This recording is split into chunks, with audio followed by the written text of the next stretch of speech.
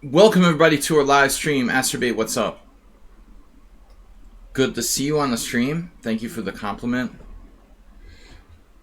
I don't think I deserve to be mentioned in the same sentence with Boris Spassky, but nevertheless, you're a very kind supporter and my biggest fan. Thank you, my friend. All right, so we're a little bit echoey. That is fixed. Now, welcome to Movie Phone. All right, seriously. Taking Blitz Challenges 5+3, Universal Time Control. Universal Controller.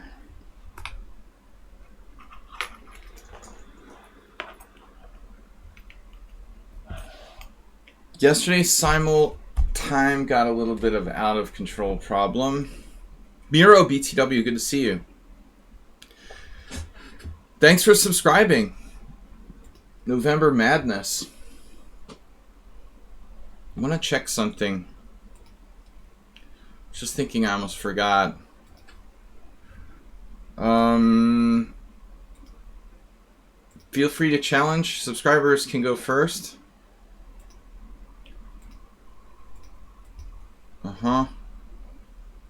Wait. Boop. There. That's not. Boop. I'm checking something online.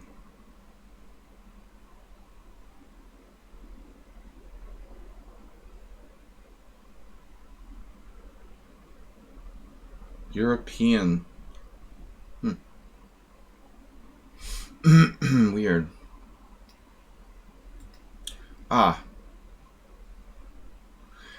According to the International Chess Federation, November next year, I would be coming home from the World Senior Championship 2022. It would begin November 15th and end November 28th. I don't know if that's been confirmed. In Assisi, Italy. Let's see. Where that is.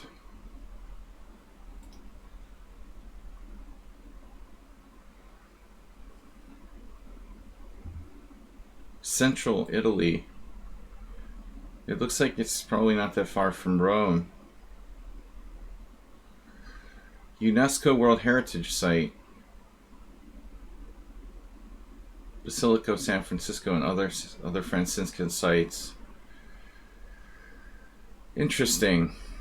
Francisco de Assisi. So next year's World Senior Championship is in Italy in November. Province Perugia. Interesting. Planning my future tournament schedule. All right. We've got a challenge here from Loki.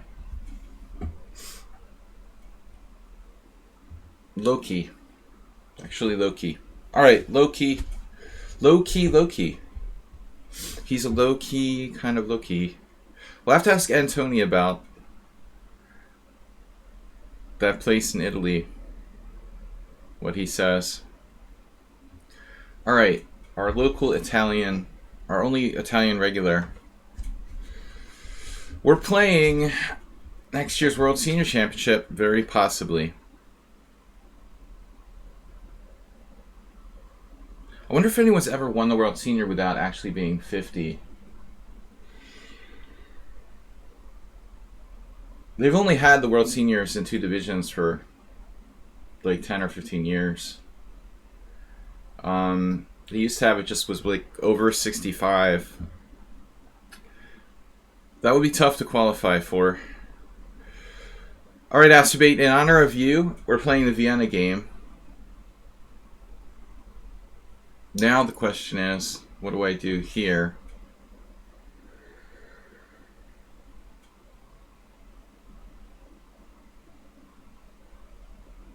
Korchnoi won it in 1979. He actually played in the World Senior in 1979.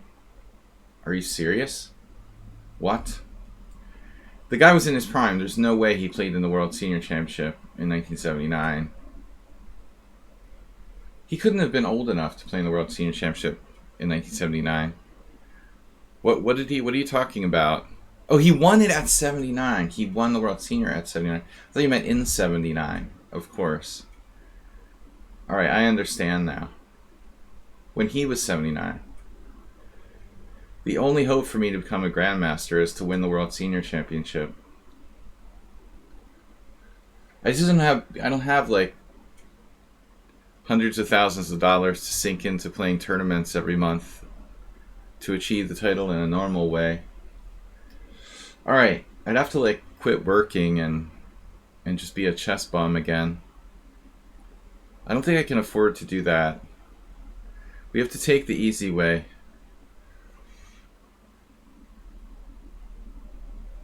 Make a Kickstarter.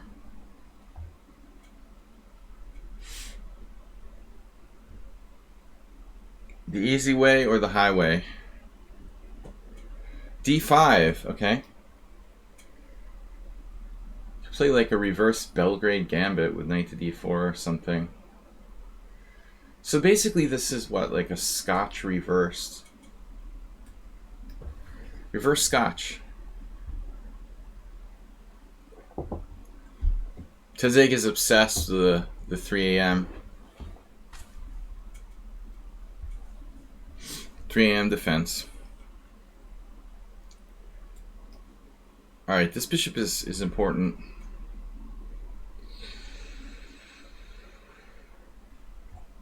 Door to door. I could sell 3 a.m. defense door to door. Door to door salesman. Door to door opening salesman.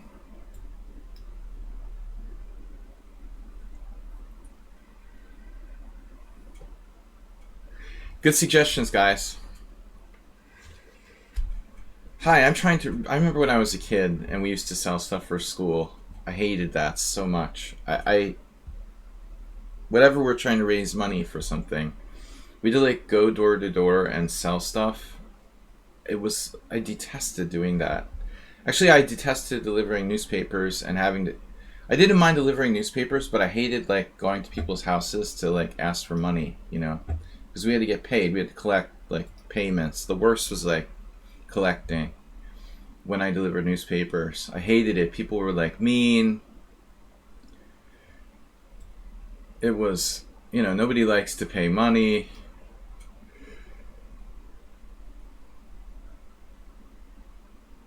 I didn't mind delivering newspapers, but I quit because of the collecting. So basically it is a Scotch. Here I lose a piece. That's a good move. Otherwise it's a great move. So I have rook e1 recommended. Loki's pretty tricky. And it's a detestable thing to do. It always makes me think of the Land Shark skit on Saturday Night Live. When people talk about Jehovah's Witness going door to door, that was the greatest Saturday Night Live thing of all time. Chevy Chase was the Land Shark. Very stupid skit, but funny nevertheless. He's just giving me the pawn? What? After all that, you're not going to play f5? Welcome. Bijak, missed you for the simul yesterday, right?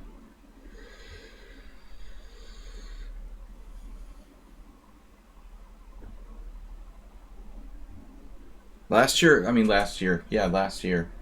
Next year will be the first year I'm eligible for the World Senior Championship, so making my plans early. Baron's in chess, welcome.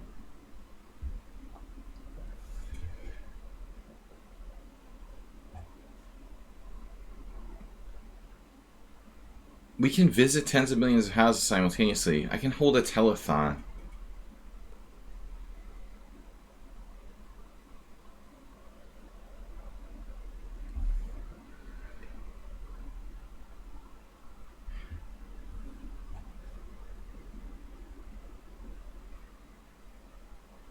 My problem isn't that going to tournaments is expensive in itself. It's that I have to like take off from teaching too. So not only do I have to pay,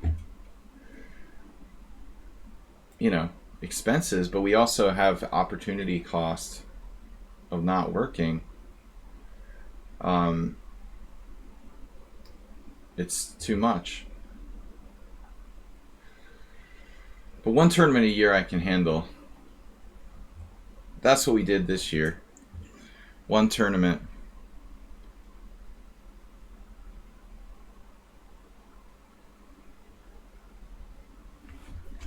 I'm a chess amateur. Amateur player, pro coach. Alright. What's that? What John Cusack movie? Welcome, Barons in Chess. Long time no see.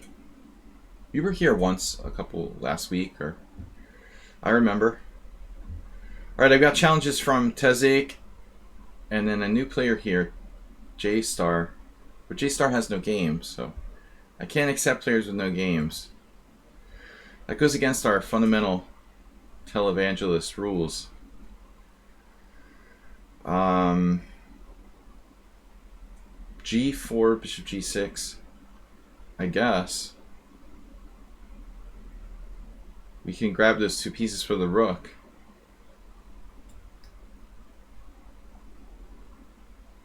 It's not that I'm against material religiously. You know, I'm a little bit worried about this. I mean, bishop G6, rook E7, knight E7, queen E7, rook E8, queen A3, let's say. Then he has like bishop E4. My development is pretty sketchy. And I might get mated on the back rank. I mean, we ought to think about this, seriously. Might be better not to do that. I'm way behind development there.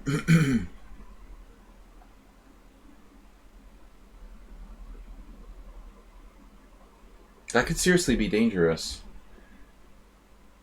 He can't penetrate with the rook to E1 immediately, but after bishop E4, he'll be threatening my knight. And then once he eliminates that, he can gain access to the back rank. It's very, very close, and my pieces aren't developed. Alright, I'm going to pass on this. Pass the potato. I don't want your bishop. I changed my mind.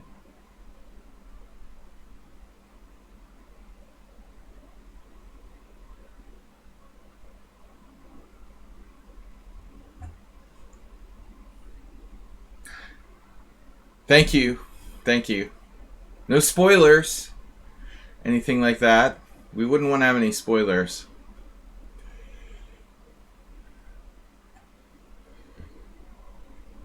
Thank you, thank you. This is a purely defensive move.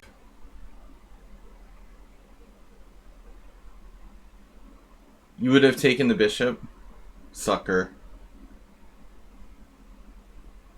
I mean, I admit it was close.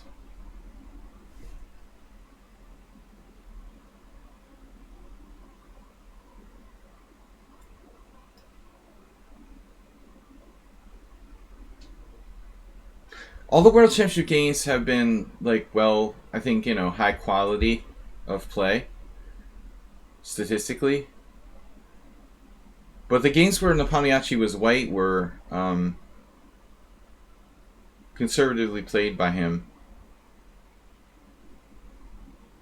Magnus sacked a pawn with black in the first game, which was anti-martial opening prep, and dynamically drew with black. The second game, Magnus attacked with white very sharply, with white sacking material again in a Catalan, and that was also a draw. And the last game, conservatively played by Nepomniachtchi. So the pattern seems to be that Magnus has been the aggressor, and Nepomniachtchi is playing more conservative sort of openings.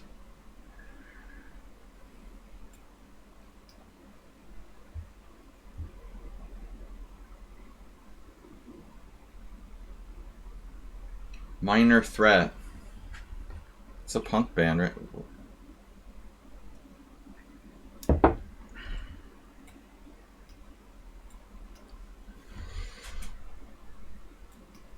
Alright.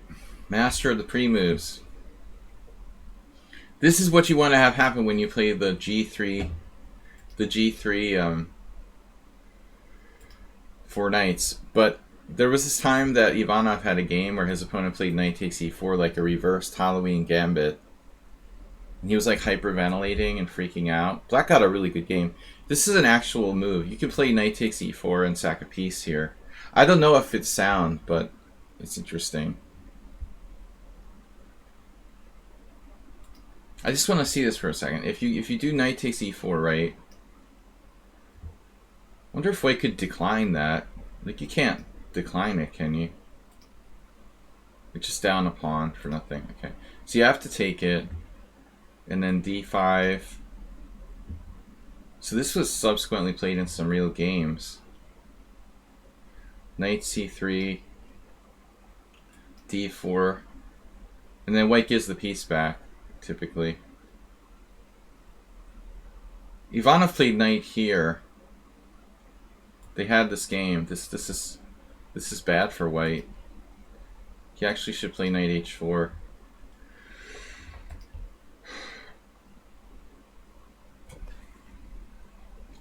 Alright, we got 4. Tazik. You're going to be away at 10 minutes or so?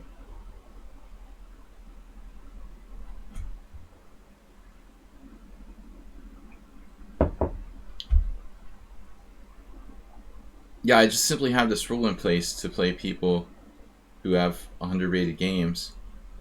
Where did everyone go? Tazik is going to pass his turn. J-Star says, dang, I usually use the evil website. That's why I have no games. Or what the hell? I'll play Learning Chess. You want to play? Alright. Learning Chess is not a subscriber. Or is he? Maybe he is. Former subscriber. Current. I'm not going to play your favorite opening today. I'm sorry. I'm sorry. I've been really working on e4, e5.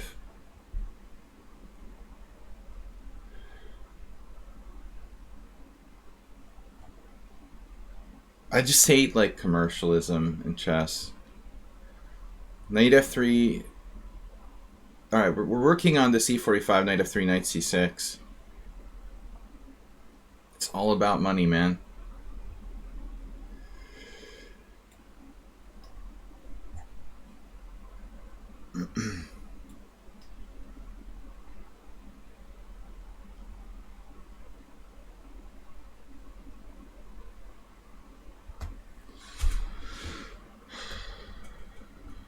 Profitizing chess. That's why the World Chess Championship is decided by blitz games, you know, which disgusts me, honestly. Because it's more exciting for Maurice Ashley to commentate the final blitz game between Magnus Carlsen and Jan Nepomniachtchi. It's gross, you know. It's honestly just completely gross. Because of money, you know. Because of money. That's the only reason why we have to destroy the World Championship match into a blitz tournament. To make it more exciting for some noobs, you know.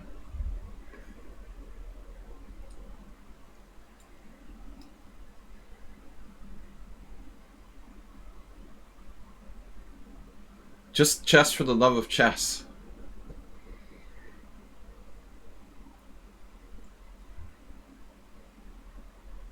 I don't want to see a world championship go to rapid playoffs. Like, Magnus isn't even, you know, well, alright, Caruana didn't beat him, you know, so it should have been a draw, and that's it. You know, forget about this rapid blitz crap. You don't know how to play the Evans, and you're playing the Evans.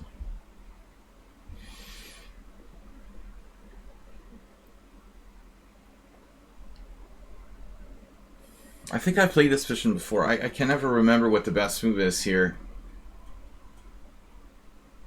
I've played knight f6 previously. I understand wanting to see the rapid. It's exciting to watch Magnus Carlsen, and I don't mind watching Magnus Carlsen play rapid. But I still just don't think a world championship should be determined by rapid games. As much as it's fun to watch it,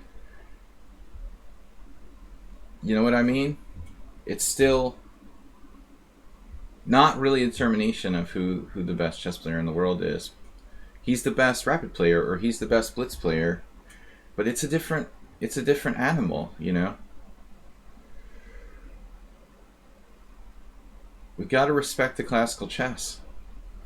That's just my point of view. I mean, nobody has to agree with me, but I think a lot of people do. So, right. I think I've messed this up previously. Pawn takes pawn. Well, the good alternative is that a tied match goes to the champion. And that's the way it was done many times in the past. The challenger has to win, or he, moves on and the next challenger comes along. That's it, dude. Sorry. We'll see you later. Next customer, please. Knight takes.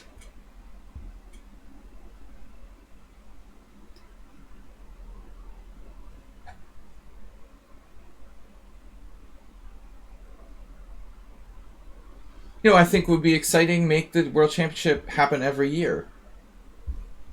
Make the World Championship every year. If it's not exciting to have the match be a draw, let it happen once a year.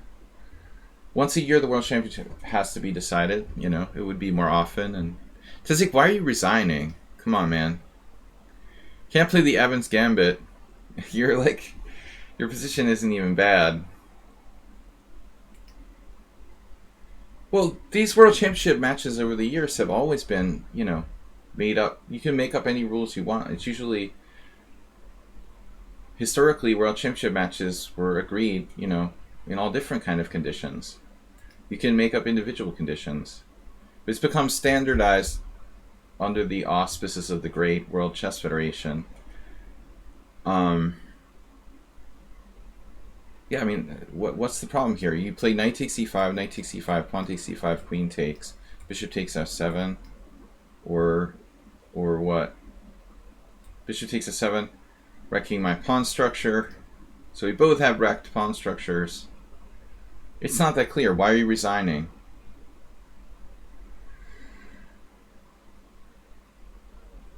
I think they should flip a coin, honestly. Kichapush, we say in Hungarian. No, we can do like poker where you don't actually play. You just have your cards and there's no betting or anything. You just draw the cards and high card wins or whatever. There's no skill involved whatsoever. Why not make it bullet, Chess, it's chess cancel culture, making it faster and faster. But it's more money for Maurice Ashley to commentate like it's a football game or something. Oh, now he moved, whatever. Okay. Sumaher. I'm just waiting for 14 draws and then the excitement begins. Now, I've made this point before that the Pomniachi is not a pushover in rapid chess. So, as much as I don't like it, if it comes down to rapid chess, I don't think that Magnus can automatically bank on beating the Pomniachi in a rapid playoff the way he could with Caruana. So honestly, it's already evident that Magnus is pushing, I don't remember Magnus playing really a game like he played game 2 against Caruana. Did he come out of the gate throwing everything at him like that? That was a very aggressive line he came at White with in that Catalan. To me, it looks like he's really trying to win a game, And I can't think he was necessarily playing the same way against Fabiano. It really seemed to me like against Fabiano he was clearly just happy to tie the match purposefully. Today's a day off, by the way.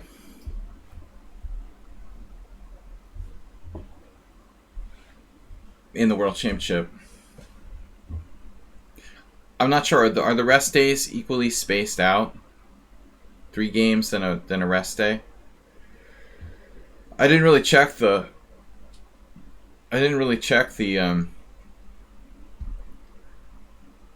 Well, let's put it this way, Darren Rudin. Just imagine if they drew all the games and Nepo wins the playoffs. The chances of Nepo winning the playoffs is higher than the chances of Nepo winning the regular World Championship. You know, probably. The faster time control should be slightly more random. Queen c2.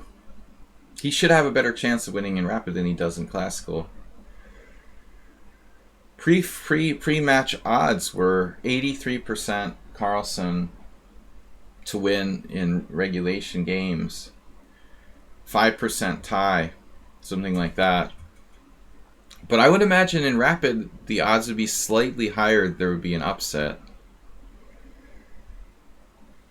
Now, this is an interesting move, Queen c2.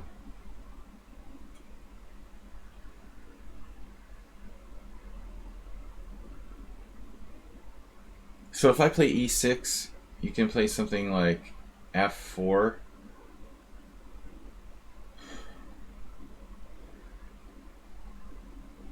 What other options do we have? Prophylactically, b5 is a funny move.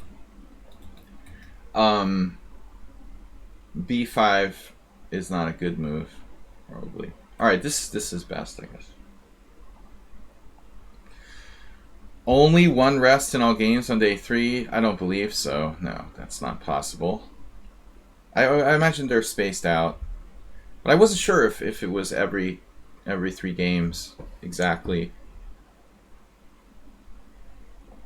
Okay, my preferred World Championship match would be at least 20 games. No crappy fast time control playoffs. Indefinitely for the rest of your lives. You got to play till there's a winner. But or just the world champion keeps the title with a tie. You know, if you want to have a world championship for Rapid, then have a world championship for Rapid. If you want to have a world championship for Blitz, have a world championship for Blitz. But that's a different thing, you know. It just is. Do you think the Nepo will play the 2 Knights Tango against... No, I don't think so. The 2 Knights Tango is bad. I can play it at this level. It's not a great opening. It's alright. It's got some problems, I think. Most likely. Interesting moves. Knight f3. Oh, he just plays Queen c2 against everything. I forgot. Sumera has an obsession with Queen c2 for some reason. A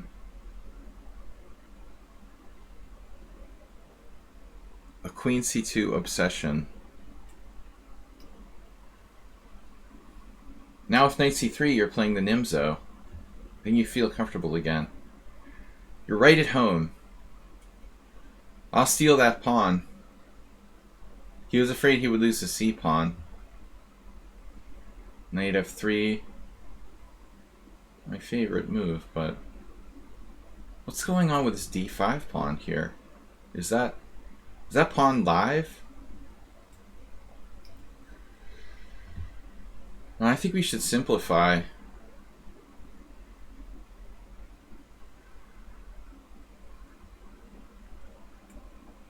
Is that pawn loaded?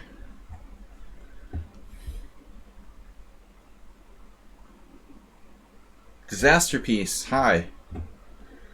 So just chatting about the World Championship. You know. This and that. Nothing serious. Where's all the viewers?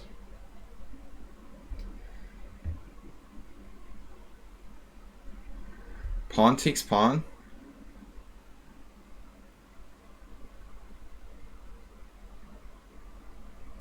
Wow.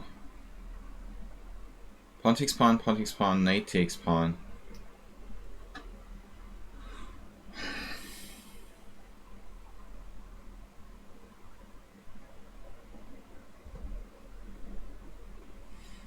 Then he has castles, and I can't take an e2 without dropping my queen. So I have to castle. And wait as some sort of development compensation. I'm not sure if I even like that. I think I'd rather not. It's not worth winning this pawn, because I end up with like a backward c file here, and the e file turns against my queen. Amazing how I can keep the tension there. Bishop e2, and it works. He won the last 2 games. There's like no draws. We've had 1 draw in the last 20 games. It's pretty amazing. So what about the open d file here? Like, maybe that's serious, because nothing's happening here. I mean, I think I should take with this. Probably. Use the open file, or try to use this open file.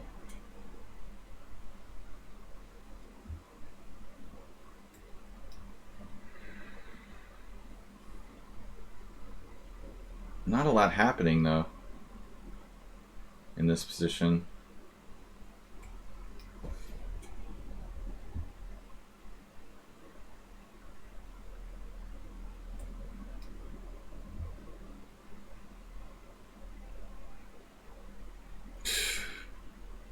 Basically like a grandmaster. Damn, dude. I mean, you're very, very, very strong for your rating. I mean, seriously. You use 2 minutes. You play like a monstrously solid game. You're extremely fast. Like hoovering the board. And it's just a dead draw. Using like less than half the time I used for the whole game. Wow.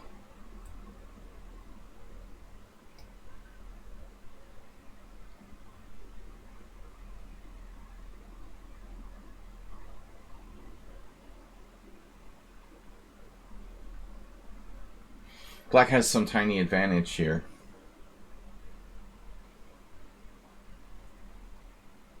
Maybe I win a pawn. But I didn't expect that move. Why would he take with a queen on e4?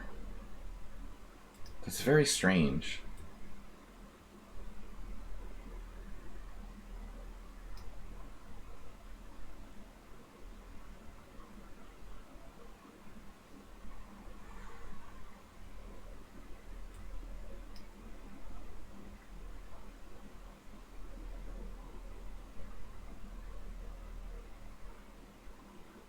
He's incredibly fast, too. h4, best move.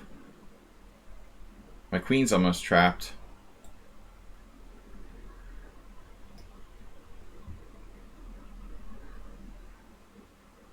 Whoa.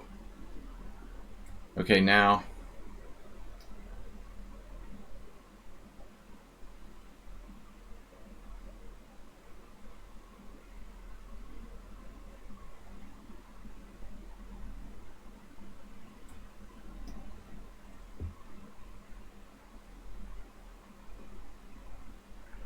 Dude, I don't know. I mean, you playing a lot of bullet, or why are you so fast?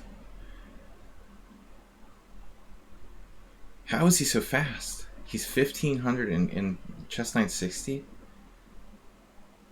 How can you be so fast? I don't understand. Why you wouldn't be higher rated in like fast time controls. Are you trying to keep your rating under 2000? Look how his rating is like 1995, 1997, 1830. It's almost like he's trying to keep his rating under a certain level. Like, wouldn't want it to be like 2001 or something. Are you trying to qualify for the under 2000 prize or what? Rook takes f7, we're ready for that, baby. That's his whole plan, man. That's why he's taking time on this. He was banking on rook takes f7.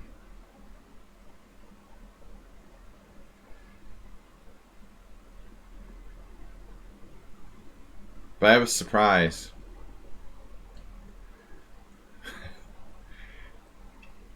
Two rooks and outside a pawn. tend to be stronger than a queen. Oh, queen g6. That's funny. Yeah. Yeah, that never would have flown. That was a turkey.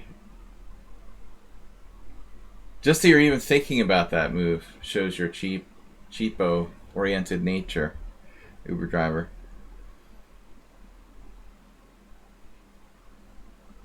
It wouldn't work though. Like, it would never work. Queen d6 doesn't work only if my queen is off in some random place.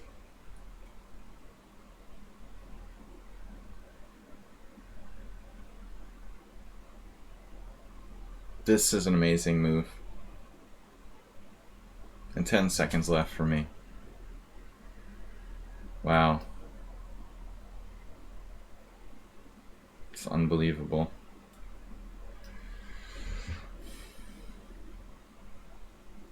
Just unbelievable. How is this guy seriously 1891 in bullet?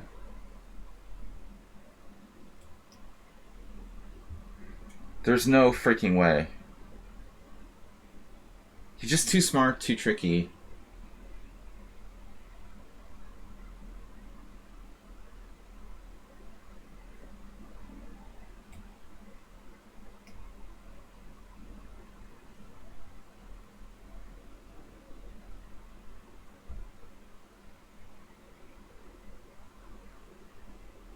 What?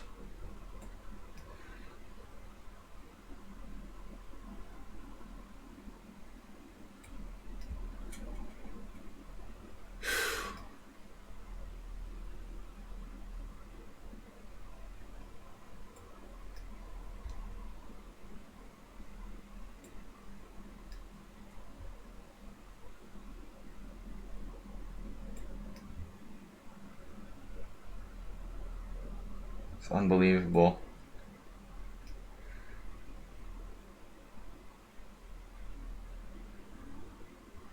It's like 2200 maybe.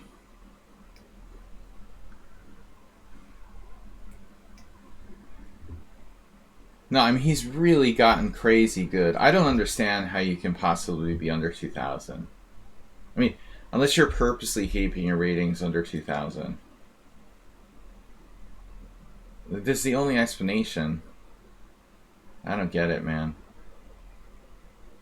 Play 2 runs of puzzle streak. I don't get it. I don't know how you can be under 2000. He's too fast. Look how that game looked bad from 88 cent upon loss, but his speed is a thing. Okay, we both made a lot of mistakes, but he played 3 times as fast as me, and pretty much the same level of mistakes by both sides. I mean, I had 62 cent upon loss, lots of mistakes. He had 88 cent upon loss. But you've got to keep in mind that he played 3 times as fast as me. You know? It was a poorly played game according to the computer. It didn't feel that bad. I think he's keeping his rating under 2000 for the big prize money. Alright, Ripun Bansal, learning chess.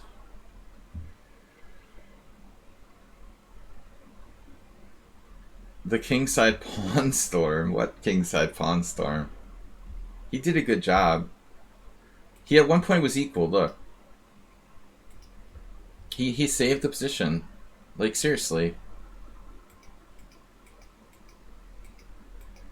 The move I don't get was like queen takes e4. Why did he play queen takes e4?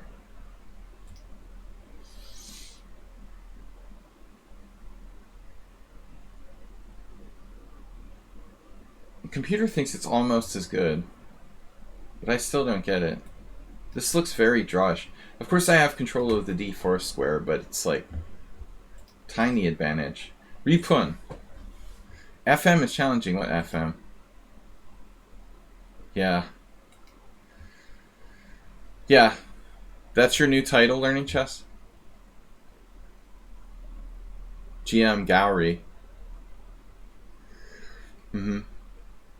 Alright. There's a WNM doing puzzles right now. Whatever that is. I told the other day, I'm going to make up a title for myself. World Banter Master. Alright, D4. I'm the Time Master. Yeah. International Sloth Master. The older I get, the slower I get. Yesterday's simul just was a disaster. I mean, my time... I gave everybody too much time to start with. It was worse than usual. I was okay until halfway through the simul. Then when time got short, it just totally melted down.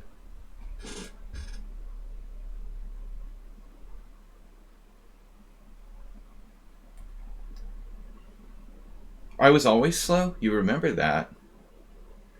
That's not true. That's a load of crap. I was never like a bullet player, but I don't think I had time problems traditionally. I was never a time pressure addict when I was younger. I wasn't fast, but I wasn't slow. I mean, I don't think so, Uber Driver. Maybe you had some impression from some individual game or something. But in general, I was slow at Blitz. With my Walkman. It must have been a long time ago if I had my Walkman. I don't know, man. I used to give people like 5-1 time mods and stuff in Harvard Square. I don't know how slow I could be. For fun. I played people with like 5 minutes to 30 seconds time mods. Sometimes, if the weaker players. I would even do that sometimes.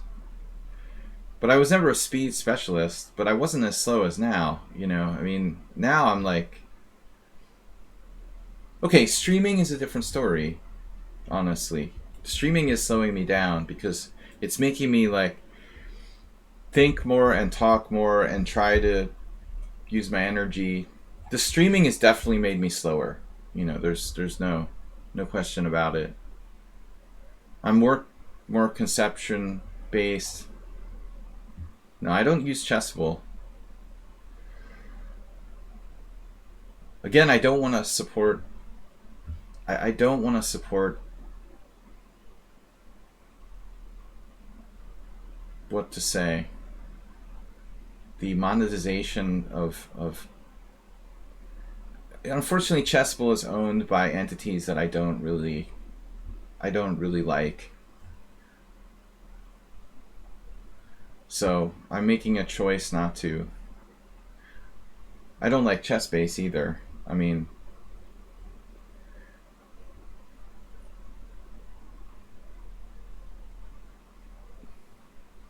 making a corporate decision not to support Chessable.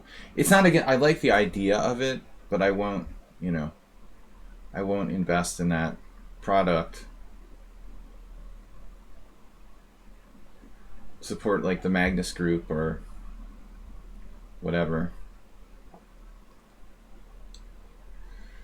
For politically economic political reasons, I won't. The concept of it is reasonable. What is the future of chess information? First of all, it should be. I believe in like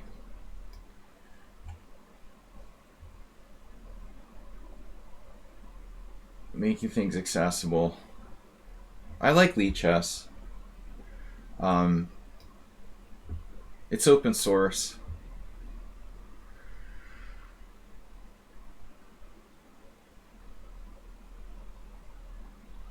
Someone should create like a free alternative of Chessable.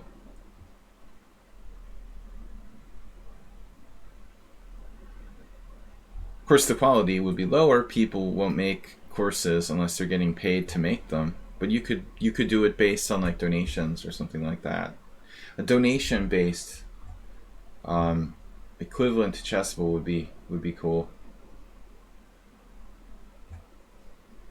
Or like Hayes Mirror was talking earlier. A sort of idea would be a style, Kickstarter style chessable equivalency.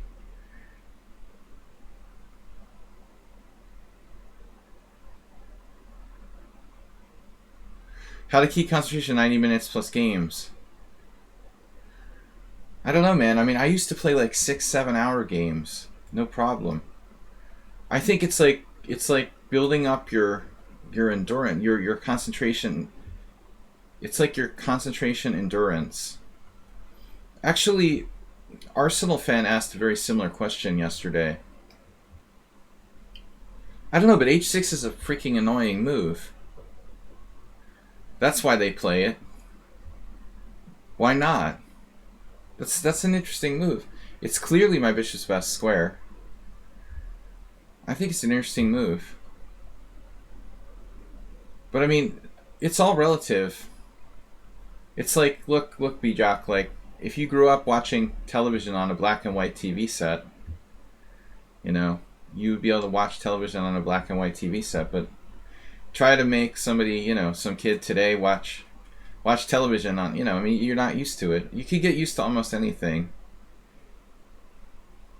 You can't, like, take people's phone away or they like, start having a meltdown now for 5 minutes.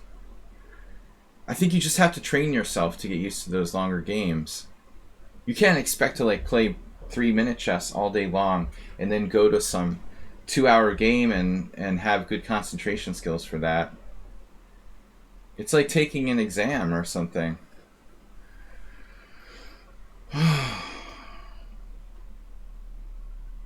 You know how many tournament games I played? Like, we're way over 2,000. I don't know exactly how many. But imagine, it's kind of like building up like a workout routine. You know, you don't start doing like 100 sit-ups. You know what I mean? You do like 5, then you do 10, then you do 20, then you do 30. Coffee definitely helps. I mean, I think you have to work your way up. Okay, there's a check.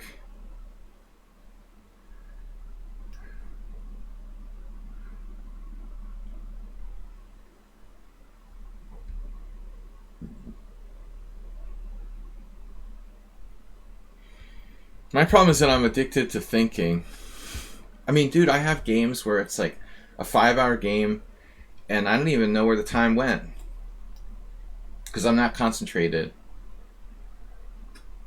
If you're that concentrated, the time just like flies by. You don't even know where it went, you know? The problem is you don't know what to think about. Maybe. You just simply don't know where you should be focusing your thoughts. Okay, it looks like I made a mistake here. But not all is lost. Maybe it is, actually.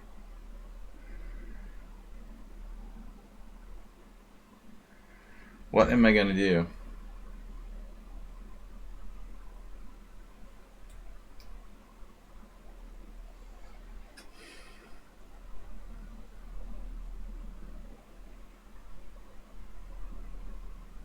Have I ever played an over-the-board game against a Super Grandmaster?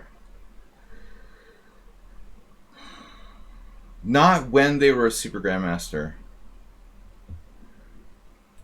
I've played games against a lot of Super Grandmasters. But not really. Like, either the people I played were like past their prime or they weren't at their prime. I don't think I've ever played anyone while they were currently over 2,700. High 26s, you know. I played multiple players way up in the 2,600s. But I don't think, like, when I played the best players I played, any of them were currently 2,700.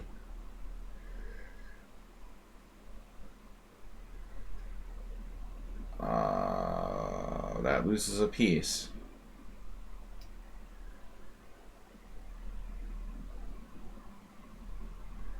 I played Magnus, Hikaru, Aronian, Caruana, all of them when they were younger. Belyavsky after he was past his prime, for example.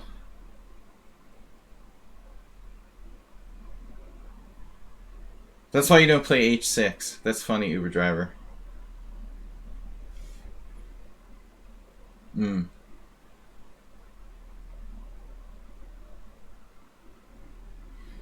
I love this quote. I hate chess when I'm addicted to bullet.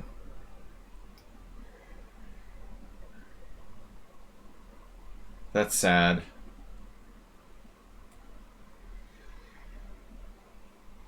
So what do I do here?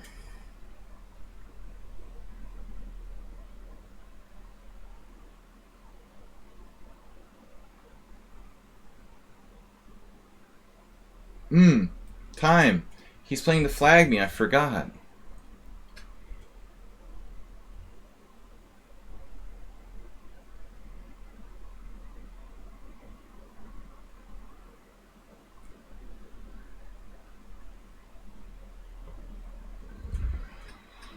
Oh my god. GM Sean, you're sure you're not Ripun Bansal? You guys seem to have a lot in common. There's a lot of people like that. All they care about is playing bullet.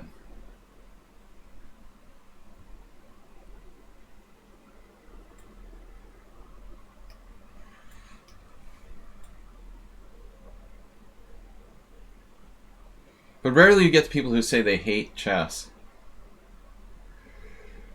At least he's honest.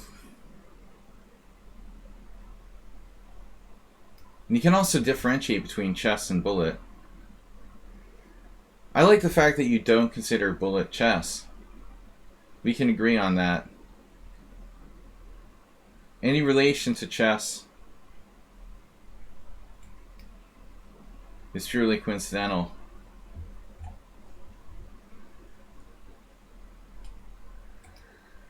So speaking of chess, learning chess, Ulastro,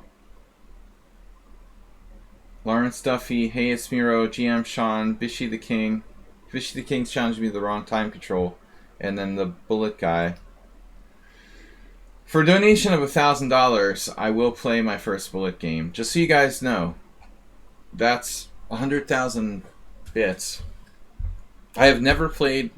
I'm a lichess bullet virgin, but I would be willing to play my first lichess bullet game. But the donation has to be at least $1,000. Just put it out there. You know, I'm sure there's someone out there who would take me up on it.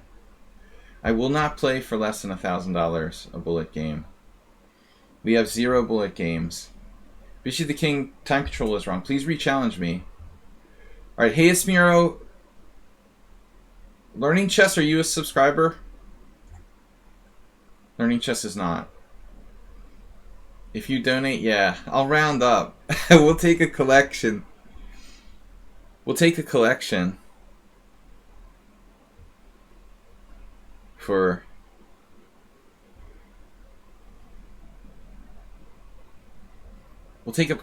the last dollar. The last cent. 10 cents to be exact. Alright. Hey, it's Riro. Hey, it's Rastro. Alright, E4, E5. Let's challenge him. How much for you to play bullet? Only bullet in 2022. God. I don't know, man. If I only played bullet, I'd have to change my whole job. I wouldn't be able to play blitz and classical anymore. We'd have to make a living. I don't know, so whatever my, like, something approximately close to my annual income from streaming, it would have to be at least $10,000. I could still do lessons and stuff, but I would have to give up, like, streaming normal time controls. I think $10,000, hey, it's Miro. Alright. I can be bought into playing bullet chess for the whole year of 2022 for 10 G's. Everyone has their price, right? Oh no, the same game from yesterday. Hey, Sphero, have you been studying my simul games? You'll probably play a different line than Mr. Slow played yesterday.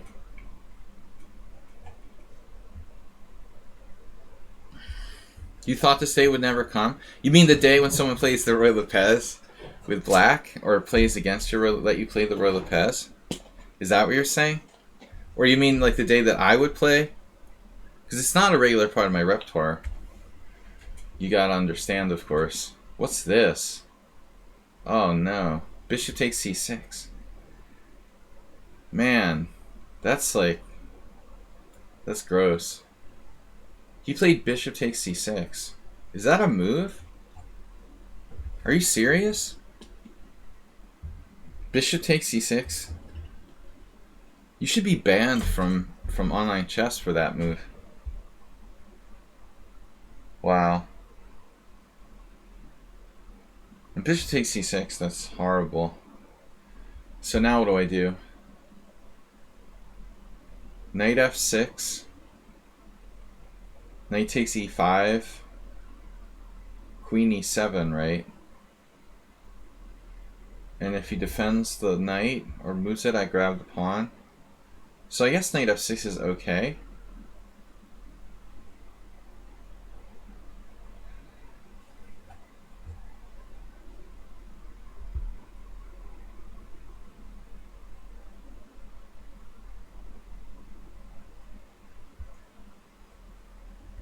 Did you ever play Larry Schmidt, Uber driver?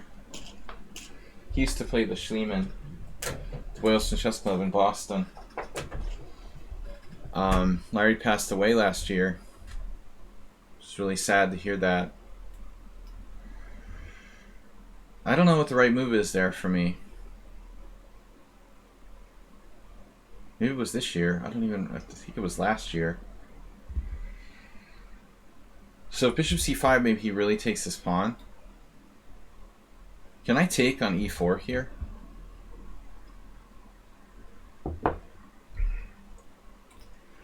Take on e4, knight e5. God, I don't know. Can I do that?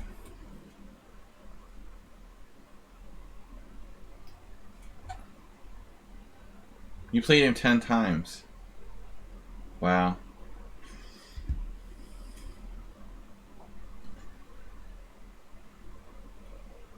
I only played him like twice. 2 or 3 times. Once was like some random tournament. Twice at the Boylston Chess Club. Well, he was the only person like I can think of in Boston who used to play the Schliemann on a regular basis. It wasn't a popular opening in those days. It seems like it came back to popularity a little bit of late, or at least in the 2000s, maybe 10 years ago. So d5.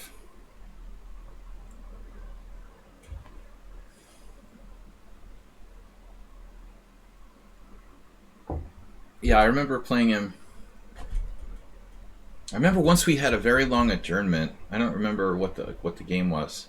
We played 3 or 4 times. One of my longest adjournments, I was able to draw some kind of. This is like my earliest. It was my earliest ever like computer assisted adjournment in 1995. It would have been 1995. I had to like analyze this ending with like Fritz 3, like, or I don't know what it was back then. I was able to use a computer to analyze an ending and save a really, really tough ending. I had a few situations like that where I was able to use an engine to actually save an adjournment. Yeah, I mean, there was no rules against it.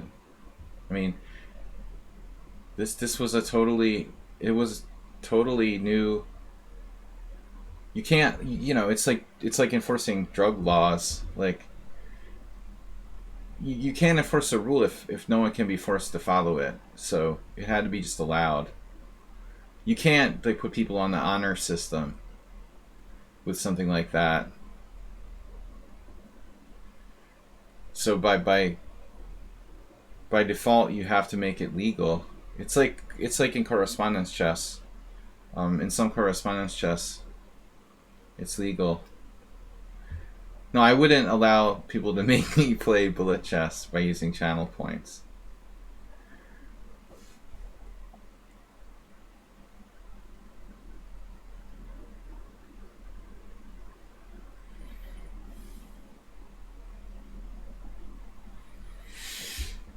Yeah, I distinctly remember two endings in that tournament in 1995, Boylston Chess Club Championship, against FIDE Master Alex Cherniak and against Larry Schmidt, where I drew worse endings after working on it with the computer. It's really good for your game, actually. Playing adjournments. I think that's one of the reasons why old school masters were so good at endgames. So here's a tough question. Bishop takes e4, knight takes e5. Yeah, why would I want to ruin my pawn structure? That and other questions. You could play pawn takes there. 100 channel points. 100,000 channel points. I wish channel points were pennies. Yeah, buying certain openings is reasonable. Damn it, he played knight g5. No, I saw that. I guess I'm like in trouble here. Damn.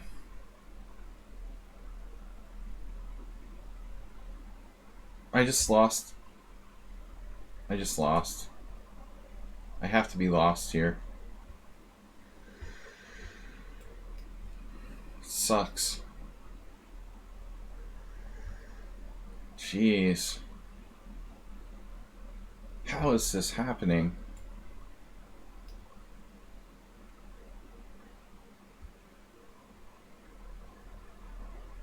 My God. What did I do wrong?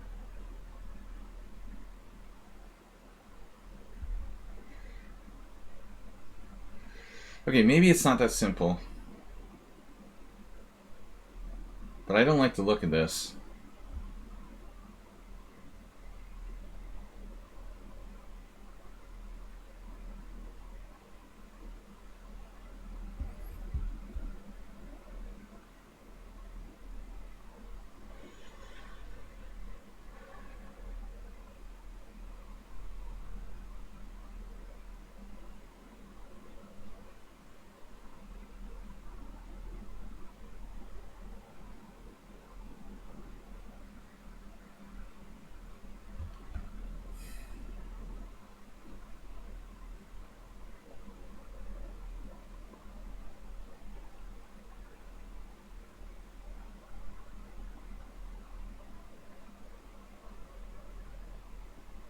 You think getting e4, e5 castling is mandatory?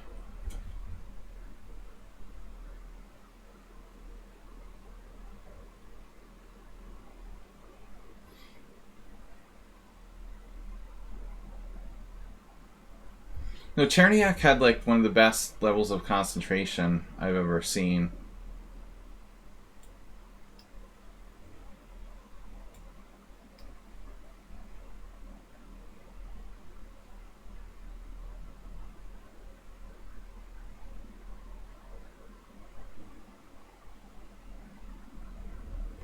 Sacking my queen. There are probably a lot of good moves.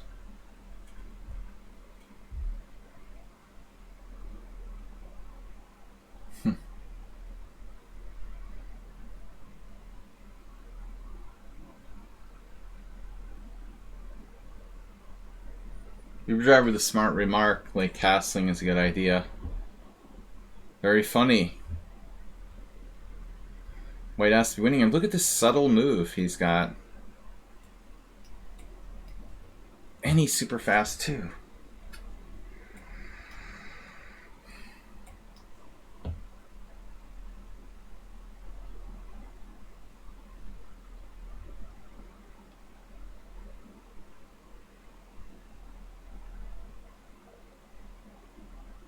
Dude, it's like getting crushed.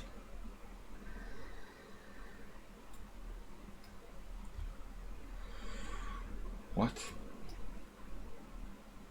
Damn. Dude, he's like a monster. Absolute monster.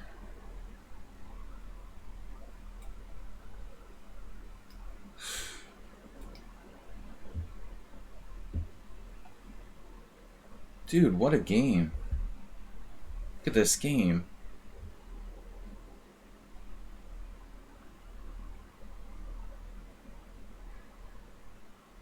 No inaccuracies. No inaccuracies for either side? That's insane.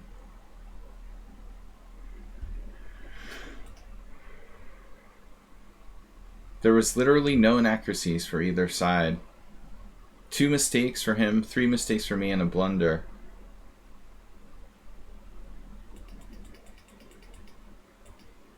I don't know what this move even is. Like, you play this move that's not even critical at all and then crush me? That's crazy. Yeah. Yeah, I mean, it's not necessary to take this risk.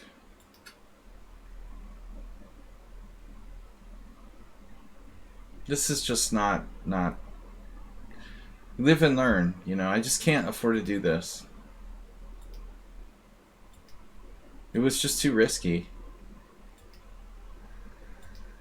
Apparently I could have bailed with knight takes c3 here and I was still okay. So it took 2 mistakes to really lose. But I missed this move, you know. I mean, I was counting on knight takes e5. Actually, this is bad for me too. No, I'm just crushed. This is a key move too, bishop g5.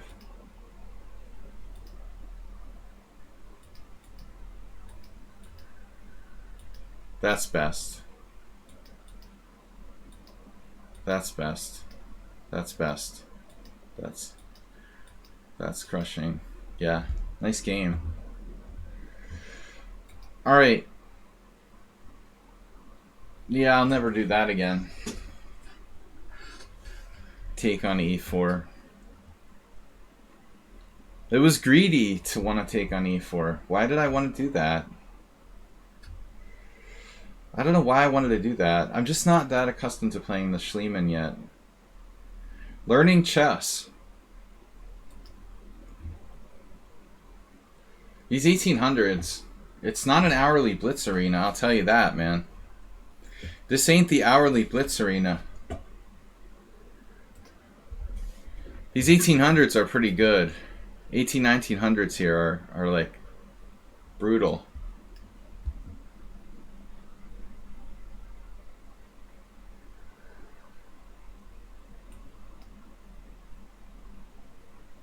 I'm playing all different stuff with white these days.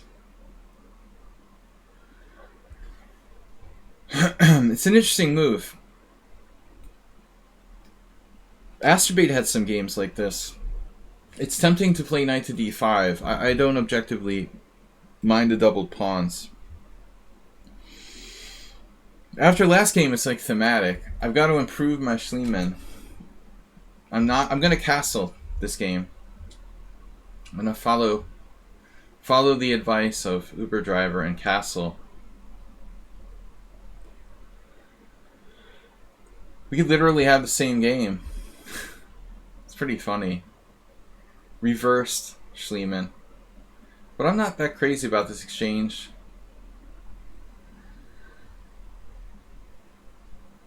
Ooh, does he have bishop takes b4 there? Bishop takes c3. D takes c, queen h4 check. I'm gonna have to play king e2, and I'm probably lost. Damn, dude. It is a reverse Schliemann. Yeah, this is basically... I mean, it's technically not, right? Because, I mean, he hasn't played knight f3. But, I mean, it's basically the same thing.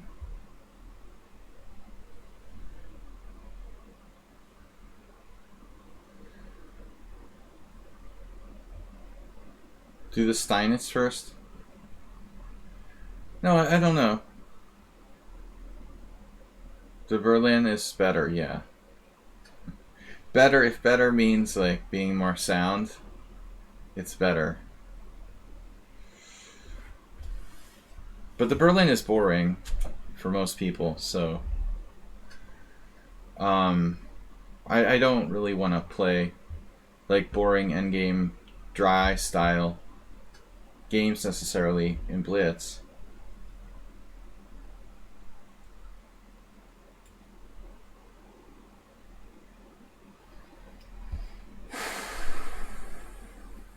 Yeah, I mean, maybe I should play bishop e5 here. Then he has knight e7.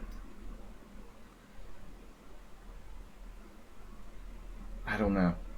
Too many questions. Is it better to play bishop e5, bishop c4, knight d5?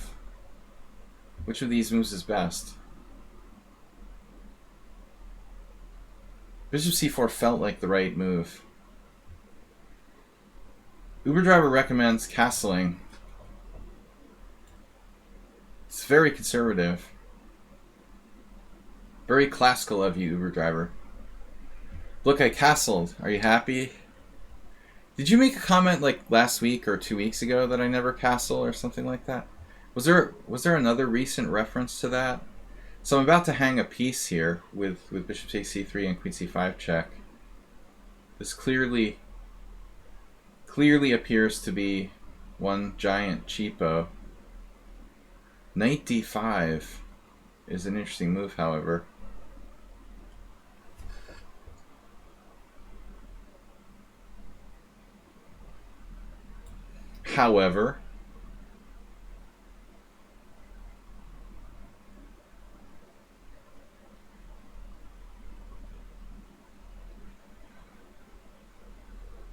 Now I have to move the king. Unfortunately, d4 allows knight takes d4.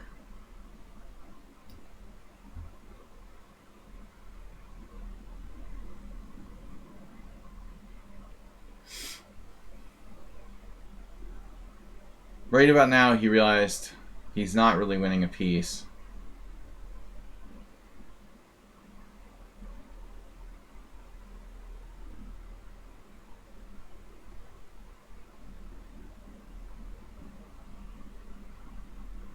So now what do you do? Now my bishop is like really hanging.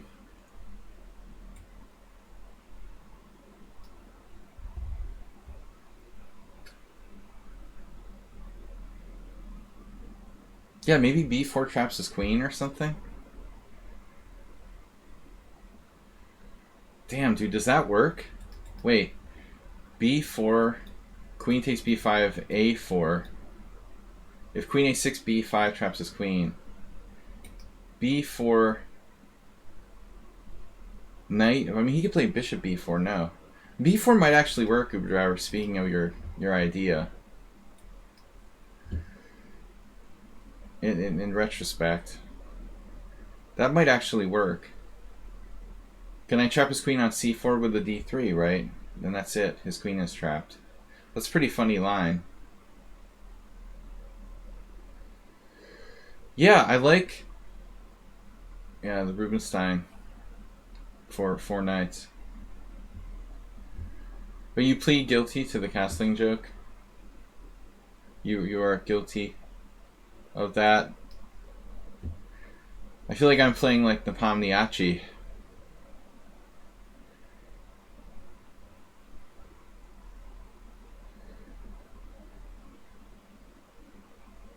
The Pomniachi with that super dry anti-martial. Dude ain't gonna lose any games with white. playing like that. I'm not sure he's going to win any either. Kind of looks like the Pagliacci is in a good place. He's basically waiting for Magnus to hoist on his own petard. It feels like. Magnus has this thing I've noticed where he tends to overdo it against his rivals sometimes. It feels like it's like an ego thing, but he often pushes too hard against his greatest rivals. I've seen him do that against Ding, Caruana. He could do it again in this match against Karyakin.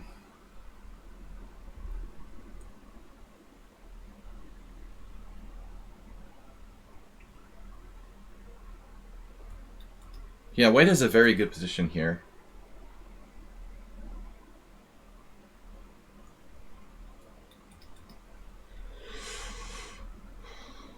You could play something like a4 too. a4 is a solid move. Yeah, this is huge. And I mean, there's also h7, so I'm threatening queen h5. That's queen h5 is devastating, and if h6, I can sack a piece on f7. It's not really a sacrifice. He has to play something like bishop e6 now. Well, alright, let's see. Knight takes. He could play knight d8, or that, too. Bishop e8 is against queen h5. That's a good try.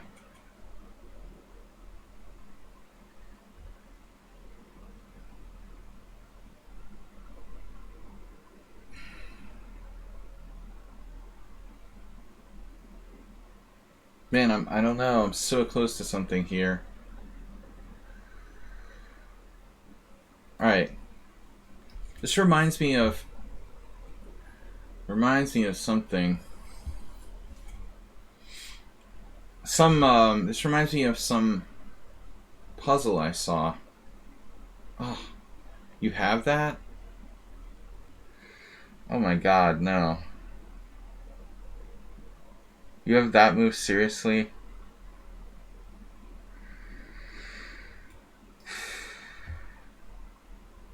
It's so disappointing. But we still win material.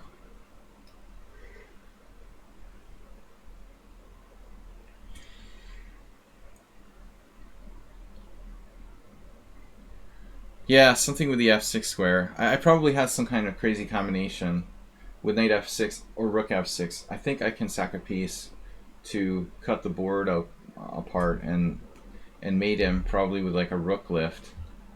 But I don't have enough time to calculate it. Oh. Whoa. That's a crazy move.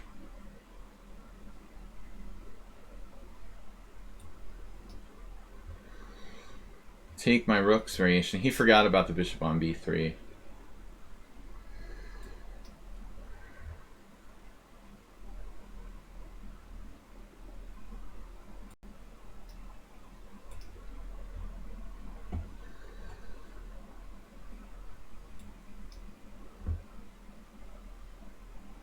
Yeah, this is why bullet chess is more fun.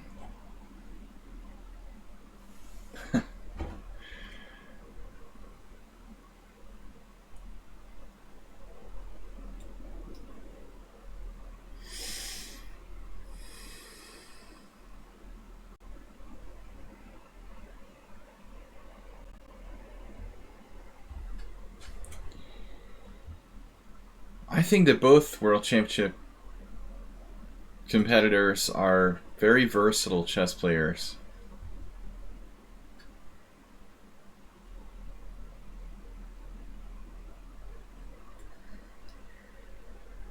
People love to classify players. Tal was a great positional player. And he had many boring draws. But no one, no one likes to remember that.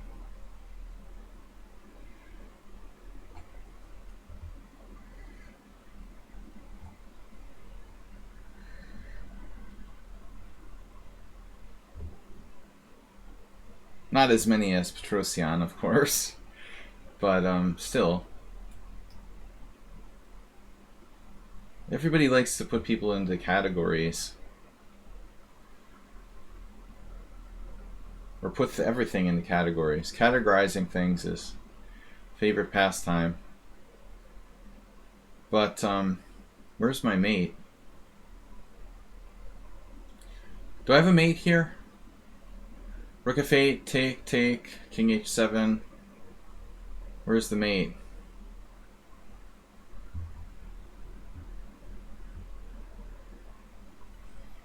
Korchnoi was very critical of Tal, and rightfully so. He had an incredible score against him. He said his play was stereotyped.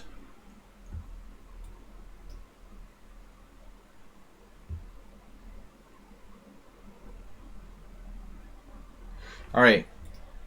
But everyone has like a opponent that they, for whatever reason, match up well against.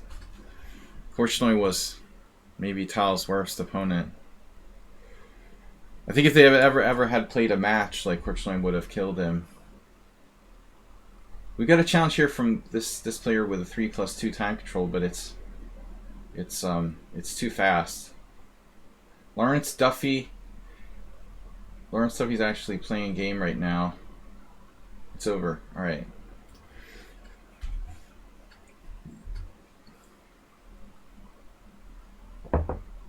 Yeah, well, I mean, Petrosian's sacrifices weren't tactical in nature, for the most part. No, he was the greatest at like long-term exchange sacrifices. Many examples. Rook on f4 in the King's Indian. Rook takes c3 in the Sicilian. He had a wonderful grasp of the idea of giving up the exchange, for example. But not in like a combinational way, you know, in the long-term way. Here, White has lost control of the center here. Lost his center. Where is my center?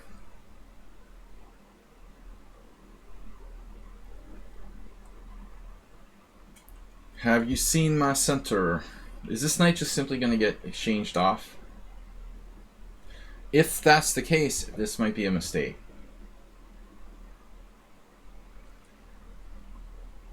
If my knight simply gets traded off, I may be wasting my time here. Recent Games says, please play me next, but I can't just take people out of order. There's a rated challenge from Kraparov. That's definitely not happening. I love rated challenges. You know that. Gives people an incentive to like cheat against me.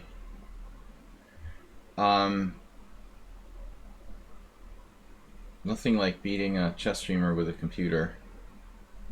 I'd love to incentivize cheating. Knight d2. Yeah, this is definitely not good. So, if anything, like, you should bring out your other knight and change off. I'm speaking like an Eastern European, so I've been here for so long. Can you change this, please? Change Bureau. Krapnik was Arsenal fan. Yeah, that's a different player. So today's an off day in the World Championship. We can just banter about it a little. I mean, I want to play e5, just develop. But as I said earlier, this move didn't really achieve anything for me. I mean, I do have Queen h4 check, but I don't think that's gonna really happen.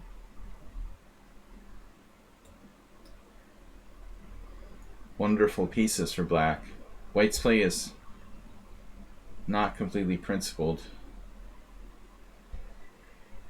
How to finish him off here? Not so easy.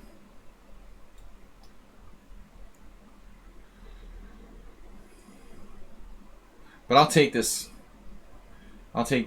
Big advantage. Control the center, development. Queen on g1. No pieces off the first rank.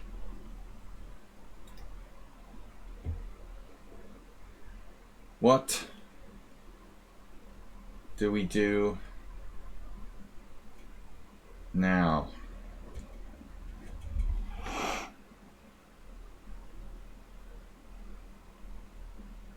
I mean, to be honest, bishop c5 looks pretty interesting.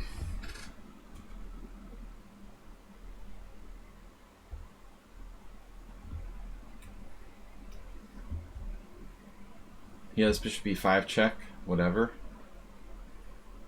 It looks like chess 960. It's a bad chess 960 for white. It's a seriously bad chess 960. I mean, like, how did that queen get to g1? The chess mysteries of Sherlock Holmes. No, I don't think bishop e4. Bishop e4 just forces in to make a good move. I thought about it. I mean, maybe it works. I have a move I didn't see. Bishop e4 check. c3 takes. Okay, yeah, let's say he takes with a knight, you know. I mean, am I really... Bishop e4 is the most surface move you could play, but are you just forcing him to make a useful move there?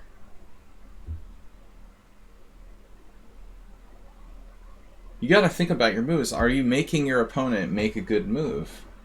Bishop e4 seems aggressive. It's the first move. It's the most forcing move you should look at. Another good move for black here might be queen b6. That didn't hit my mind right away for some reason. That's probably stronger than bishop c5. Although on queen b6 he I guess, yeah, he's busted. Queen b6 should have been my first choice. I don't know why I didn't see that.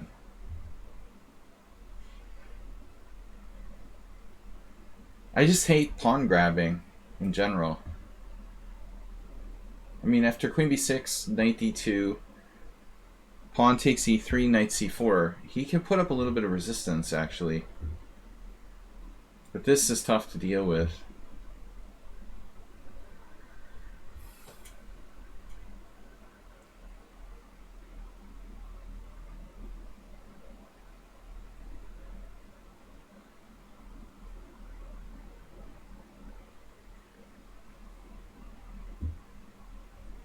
Alright, I'm not going to do anything fancy. I'm hoping for, what, g4? Even against g4, it's hard to mate him here. Now he's blockaded.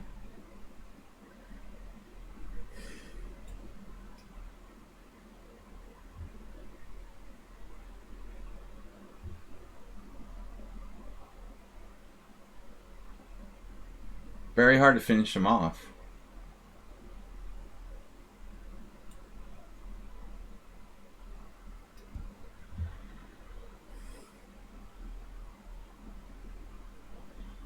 It's like Uber driver.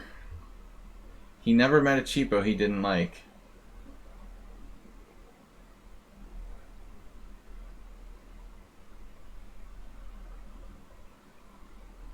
We're having a little too much fun with this at this point. I think white is having fun with it too.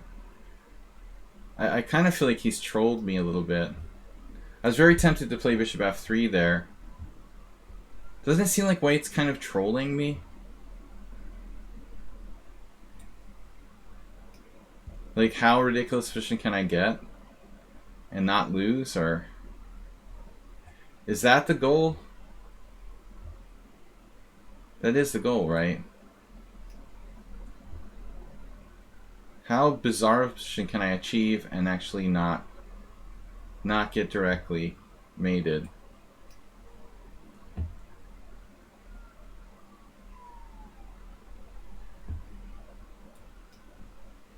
He averted the mate again. I was starting queen takes e1 check. He saw that too. It's really weird. He's one of those players who's like pro at not getting mated. Seriously.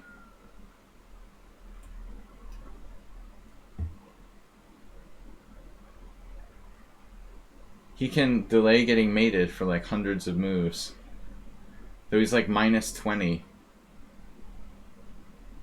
And then win on time. Essentially.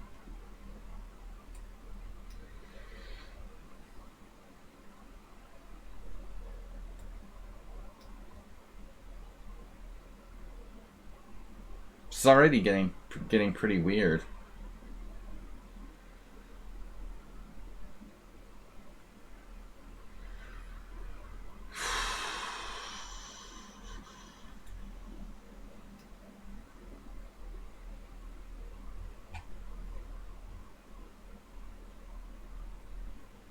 I didn't see that Uber driver.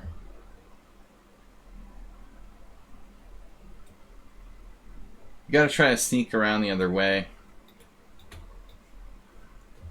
But that idea of Queen C8 was a nice one, but he can always play like F5 or something. Then I can sack my rook. See, he's even played Rook H2. I don't know, man. He's weird. He's like trolling me. He knows how to play, but he just insisted on playing something absurd in the opening on purpose. That's what it feels like. He's actually better than it looks. Yeah, but he's never going to resign.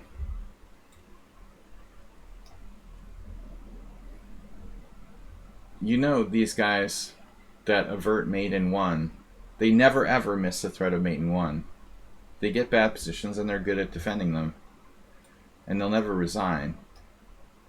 I'm a kid, that's my job. You know? The Macaulay Culkin of chess. Now he did it again, see? He's not going to get mated. He's very principled in his defense. Blockade of the E2 square.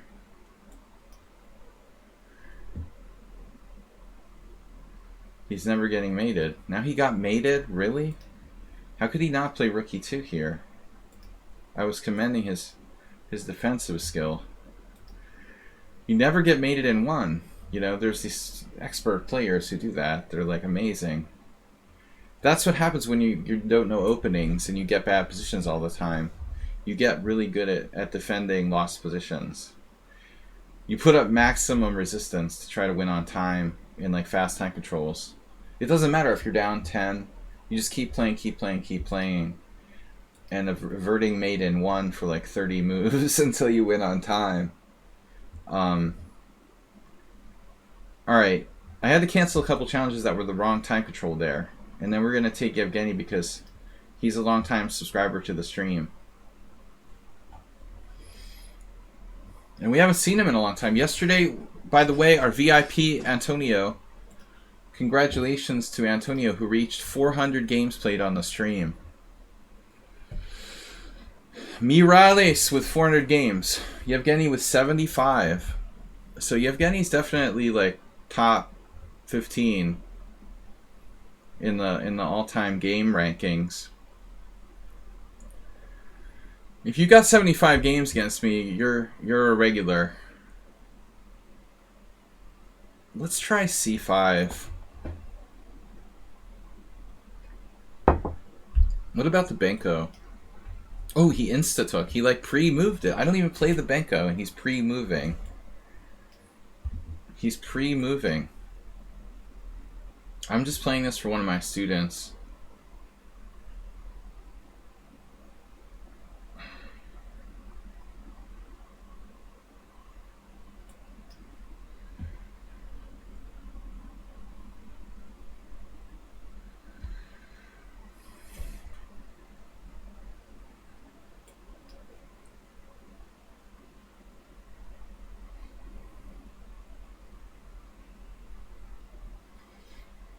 You're not going to start with a D takes C5 winning again, are you?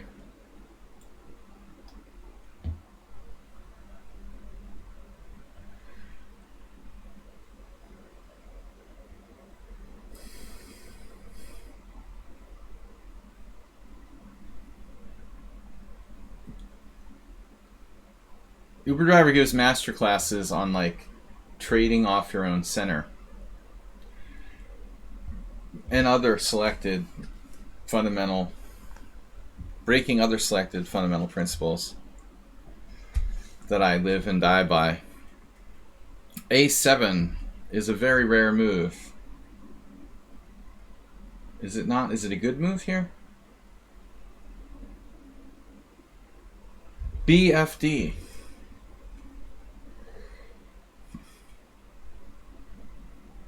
What's up with this?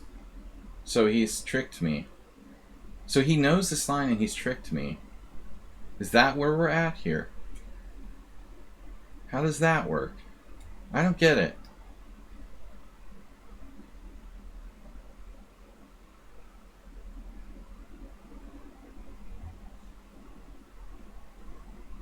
He didn't really do anything with this A7.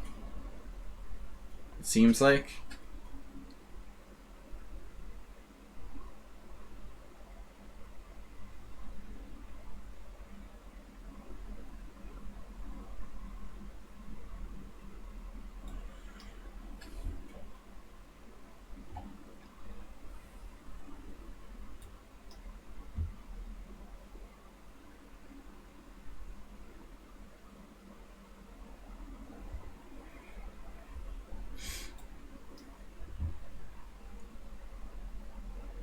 You need help, Uber driver.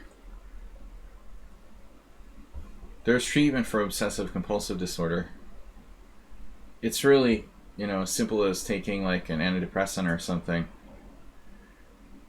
And all your problems will go away.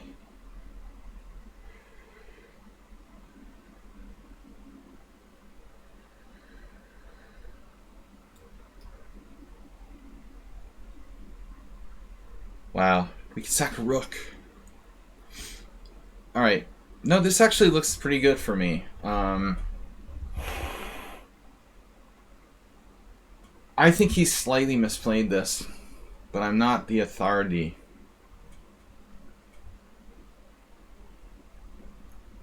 I feel like we have infinitesimally better position than what is like the main line for this variation. Maybe I'm wrong. I think he is supposed to play like rook e1 instead of bishop takes a6.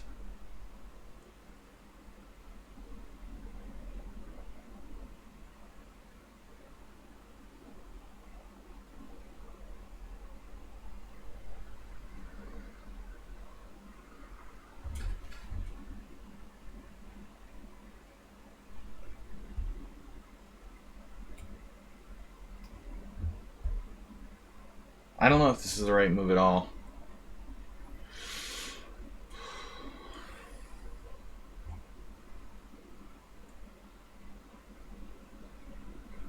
Put your bishop on a6. I already did, man. According to your system, this is already good. That's the plan, a4. He wants to play knight b5.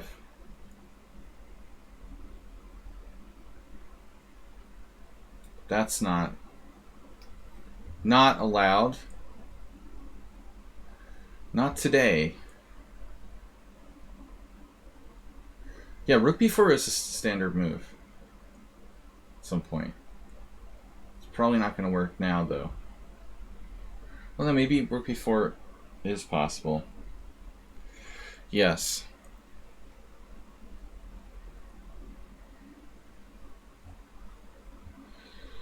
Yes. Yes, c4. These are all ideas. I never really played the Benko. I kind of thought about it when I was younger. I'm not sure if I ever actually... I played it... I don't think I ever actually played it in the game.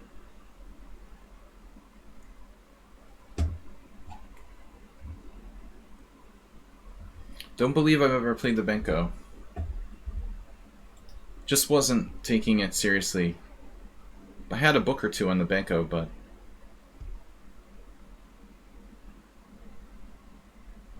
Sometimes I have weird flashbacks to games that I'm not sure if it was something I imagined or actually happened.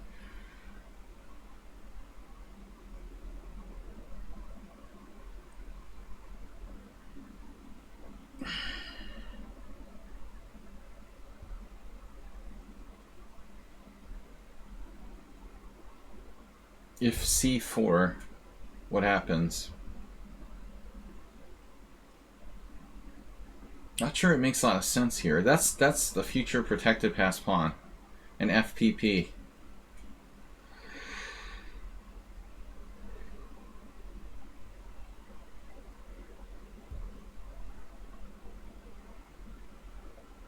I am aware rook b4 is a normal idea. There's also like knight e5. It's not a bad move.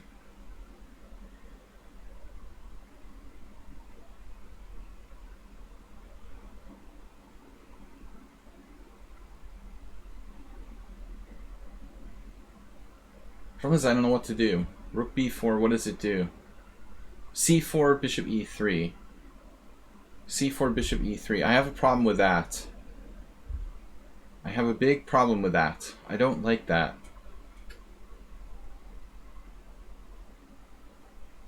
Don't like that at all.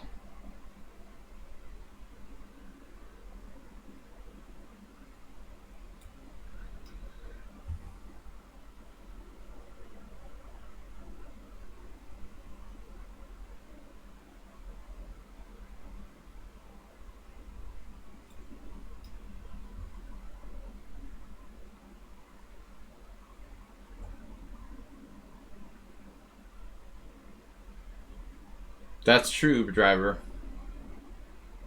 But when is that happening here?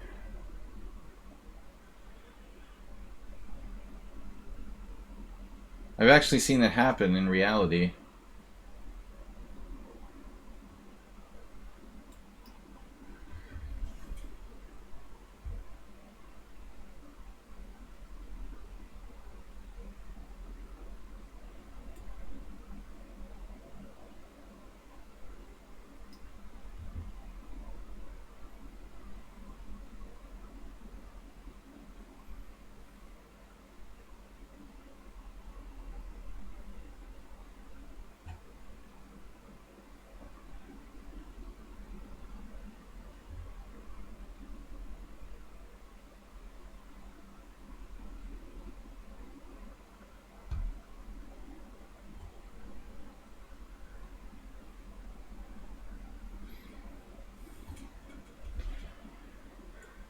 Yeah, the Benko loses a pawn. That's our conclusion. But we still have good chances to draw.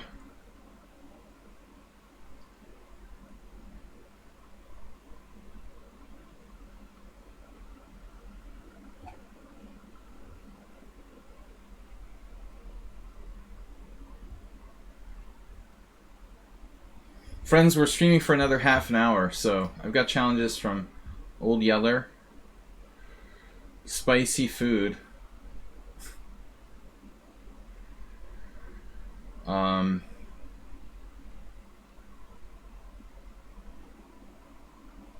Sam. And then a challenge from a rated game.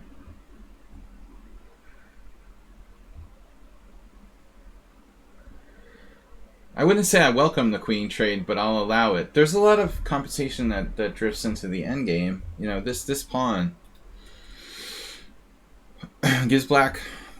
I mean, black's pawn chain is so sound, right? You have the better pawn island here.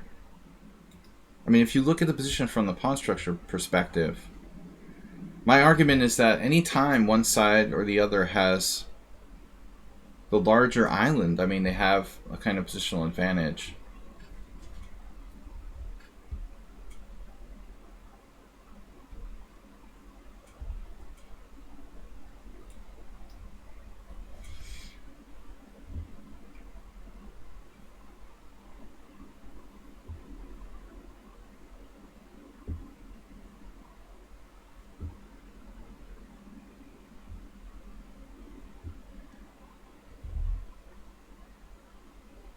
Maybe knight a6 is a mistake. I don't know. No, I don't know that rook b2 was actually a threat or not. It's not clear. What, he has a trick here? Ah.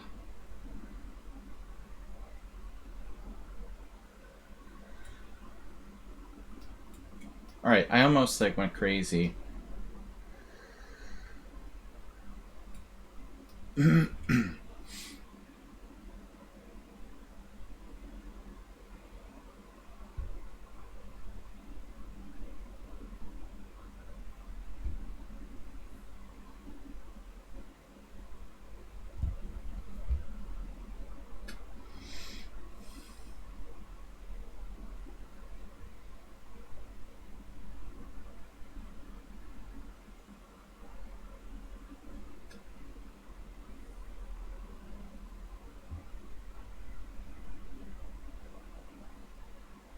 I very nearly sacked my queen there.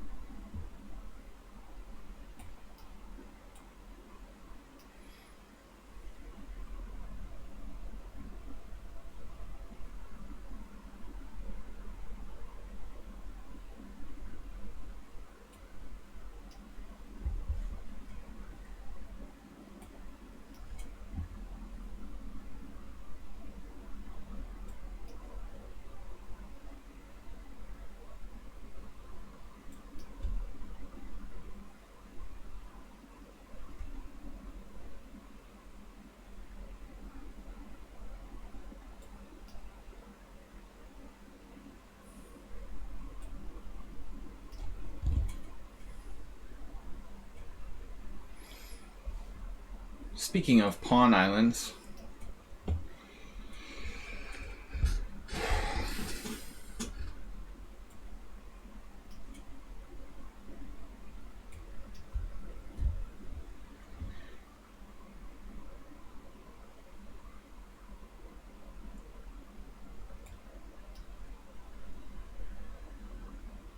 tricky position.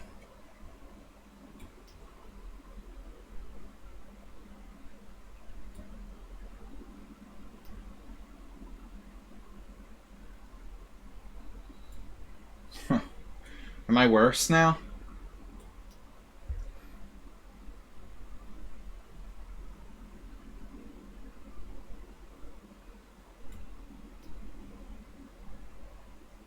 Wow, he just blundered. Now I'm not worse anymore. It looks like it was a draw, objectively. Now he's maybe lost. Still not so easy.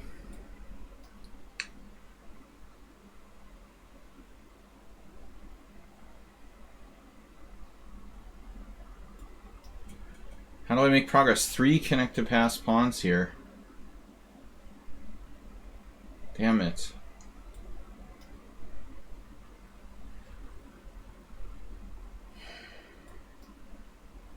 I have 3 connected pass pawns. I don't know.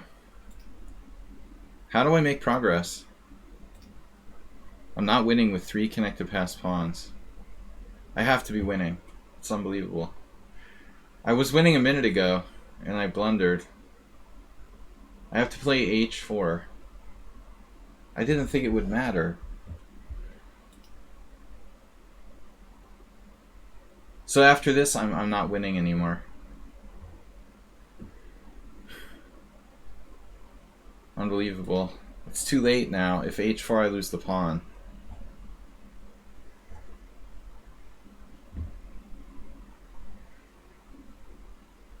His outside pawn is actually pretty dangerous. The final position looks like it might have legitimately been drawn. I was winning. But it was a draw before that, so, you know, we made a lot of blunders here. I mean, objectively, the ending should be a draw. Like, it looks like a round move 30. I was concerned I was worse, and I was. You have the dangerous outside pawn. So it was back and forth. What happened in the opening here? I'm pretty sure queen c2 is a mistake. So it's theory up until... Okay, yeah. But I mean, a7 doesn't seem like an important move.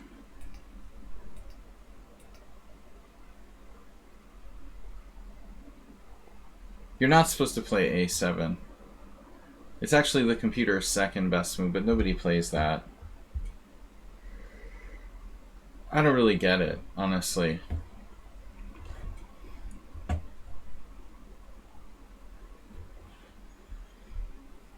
I don't see why white plays a7.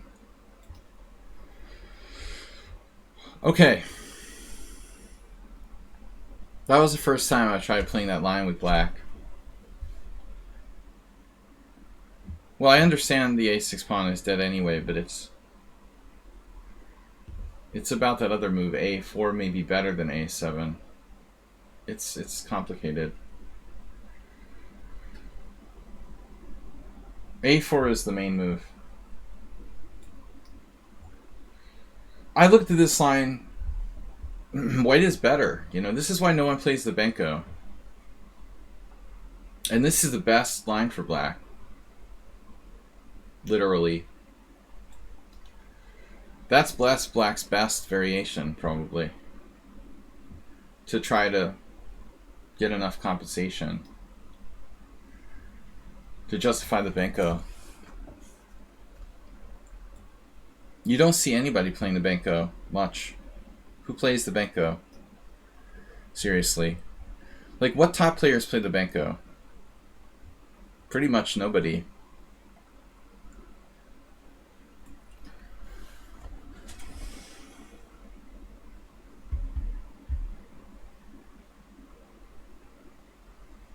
It's fun to sack a pawn, but it looks like it's totally out of fashion for a reason. I think it's still good enough to play, you know, below the super GM level if you really know what you're doing. The question as to whether it's worth it.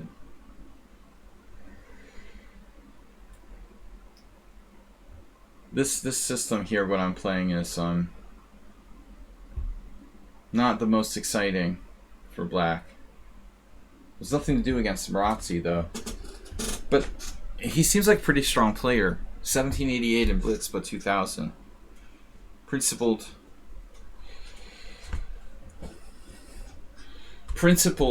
Don't see many people on lichess in the hourly arena playing the Marazzi with white. But he's 2000 rapid, 2000 classical. You know,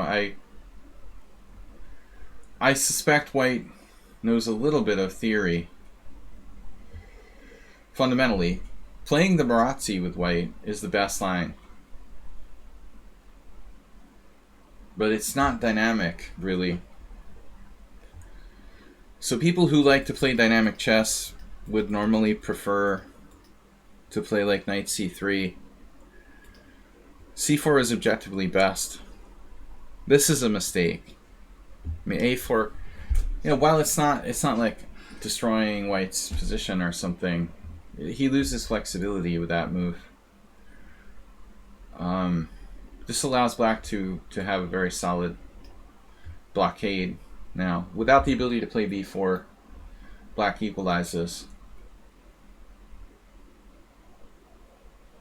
A expert. Learning chess, expert. Yeah, I was telling a young chess player who I met that in the old days, in the United States, they used to term players who were 2000 as candidate masters. Candidate master. In like the 80s. But what they refer to now is people between 2000 and 2199. Would you rather be an expert or a candidate master? Which sounds better?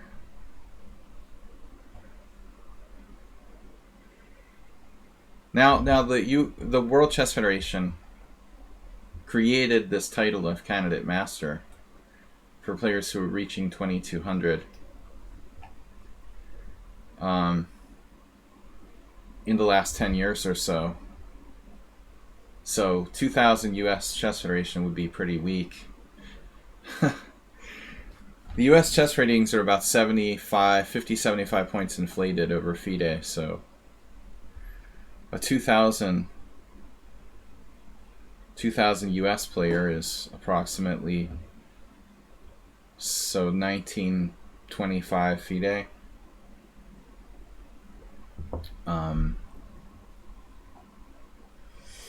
That's not quite candidate master. I guess expert, but expert sounds, you know, if you tell like a noob you're a chess expert, that sounds good on your resume.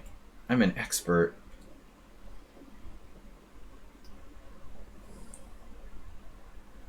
But they both sound pretty cool, to be honest, to the uninitiated.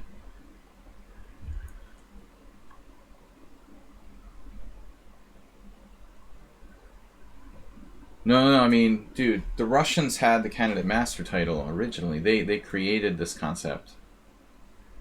Soviets created the concept of candidate master. That's important to differentiate, of course. But for the Soviet system, I mean, candidate master was extremely strong. Candidate masters in the Soviet system were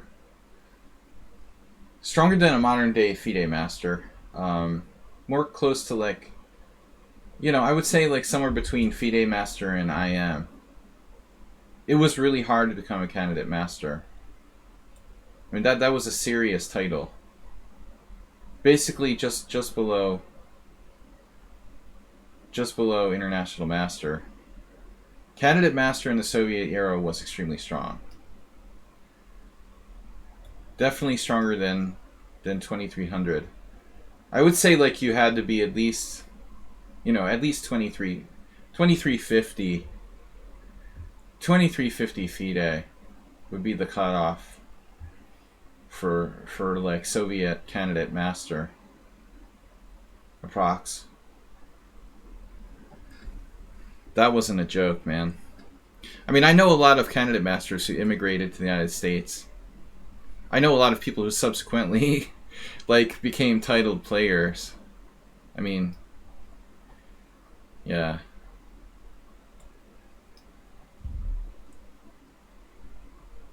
Terrible move from white. What? A4?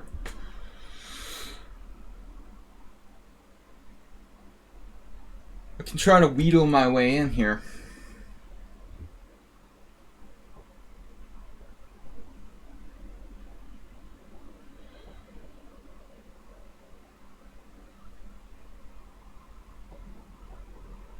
I mean, to become a master in the Soviet era was...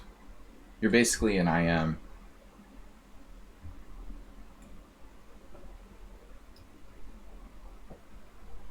Give my regards to the White Square Bishop. Look, Stockfish would probably take issue with you.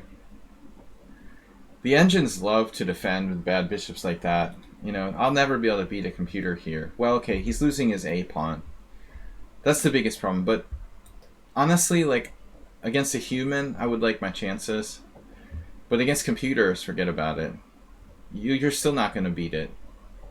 It's very tough.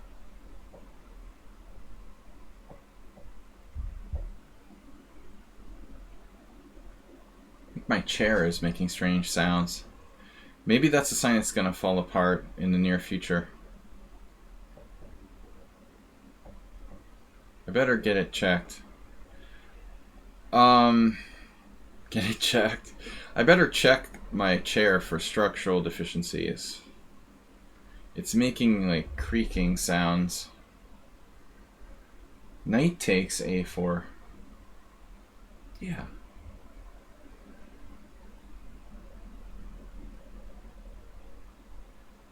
But let's say he doesn't lose the A pawn. Like if you gave him this position with his A pawn back on A2, if I'm playing a human, I'm like, okay, I have chances to win.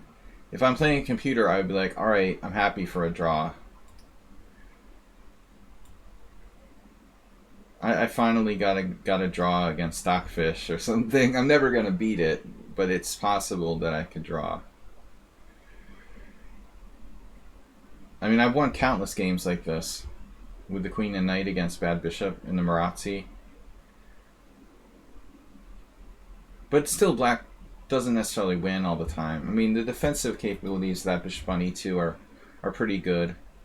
And also, times if you have a space advantage, your Bad Bishop is actually a pretty decent piece if you have enough space behind those white square pawns. This version is not good. He's down a pawn and tied down to the weakness.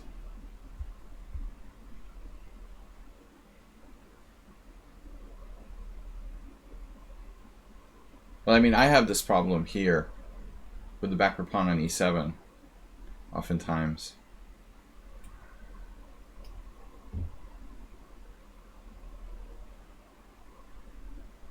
Yeah, there you go. Neil Young. The Neil Young recommended f4.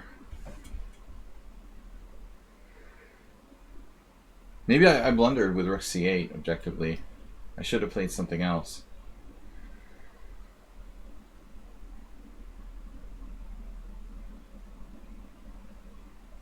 Yeah, I mean, pawn play is one of the first things that I notice with like intermediate level players. He should definitely not trade queens here. I mean, queen c3 check. Maybe practically better try. Like, usually you would want to trade queens when the opponent has strong queen and knight. But I think here, down material, and he needs counterplay with the f-file. So it was a bad, questionably, really bad, possibly really bad decision. Did I blunder yet? Oh no, it's going to be like my game with Yevgeny. If you played bishop d1, I have to sack the exchange again with king f6. I can't believe it. It's like Yevgeny take 2. I would have had to sack the exchange, play king f6. Now it's just over. Yevgeny structure. I have the exact same structure. The dragon and the Benko, you know, are basically the same dragon structure. How many variations of moves ahead does the average IM see in like Blitz? I'm probably not average. I mean, I don't think I calculate quite as much as most players.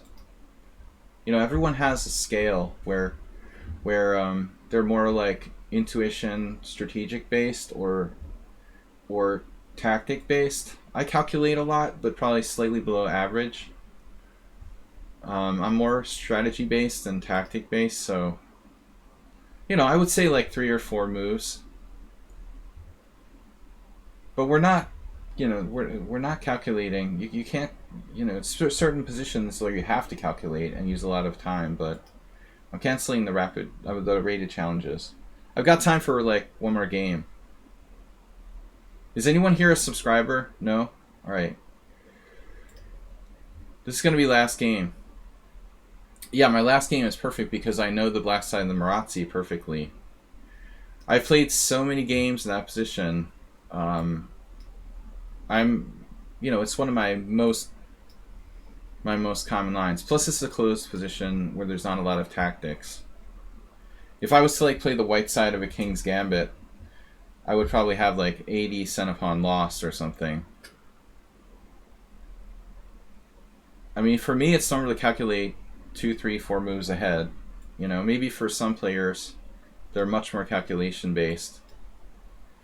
But on a scale of 1 to 10, where like 1 is like very like positional based and 10 is very tactic based, I'm probably like a 4. You know, I lean more on the strategic side. I think personally, I think I do.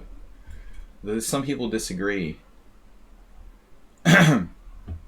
I definitely think it depends on your perspective. Tactical people think I'm a positional player. They're like, oh, I say this all the time, but if you take a very tactical player, they're like, oh, he sucks tactically, but he's a really good strategic player. And then if you ask someone who's very strong strategically, they say I suck strategically, but I'm a tricky tactical player. You know, so I'm somewhere in the middle.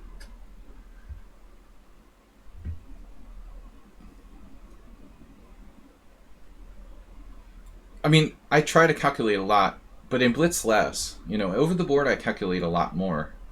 Blitz has to be more intuitive. I mean, you've got a limited amount of time for sure. Uber driver recommends castling. I mean, it's kind of classic, isn't it?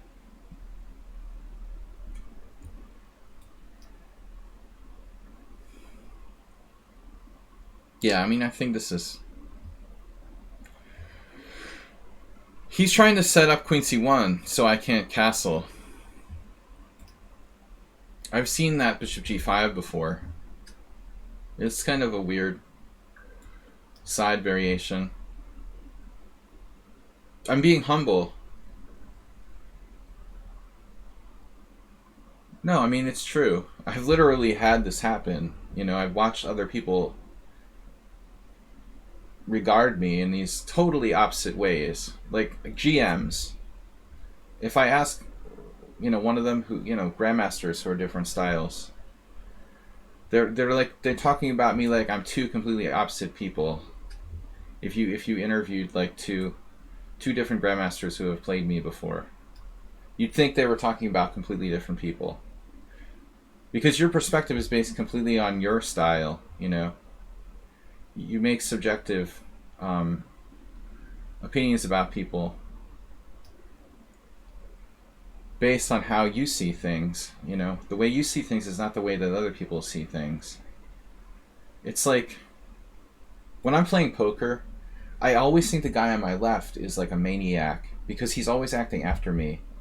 Even when he's not a maniac, I have this feeling that the guy on my left is always a maniac because I'm always anticipating what he's going to do, and it makes me angry when the guy on my left like raises, you know, and I'm constantly waiting for his actions. So my perspective seems to be biased.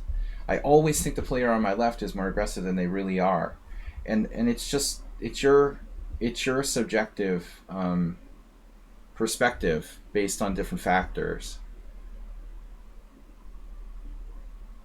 No, I mean I don't know. I saw someone talking about Nepomniachtchi and Carlsen, GM, and he said that he thinks that they're both universal players. I agree. Those guys are both, I think, quite universal. I would think that Carlsen leans on the. I would say he leans on the strategic side rather than the tactical side, slightly. But he's also very very strong tactically. You know, he has to be. You have to be. But again, maybe that's my perspective. You know, maybe because I'm projecting my own style on my judgment about him. I don't think of Carlsen as an overtly like tactical style player at all. Oh, look at the openings he plays. The London system, Bishop e5 check, and the Sicilian. I mean, this is very like kind of technical. And I look, man. I mean, I played Magnus, and even when he was a kid, he's got excellent endgame technique, and he always had like this intuitive. When I played him when he was 15, he played like an old man. You know, he's all around good, but it's kind of hard to define. I gotta go. This is my last game, guys. But again, don't classify people so much. You know, I think we all want to do that. It's fun to do that, but I think it overly simplifies stuff. It's easy for us to grasp if we classify players into categories.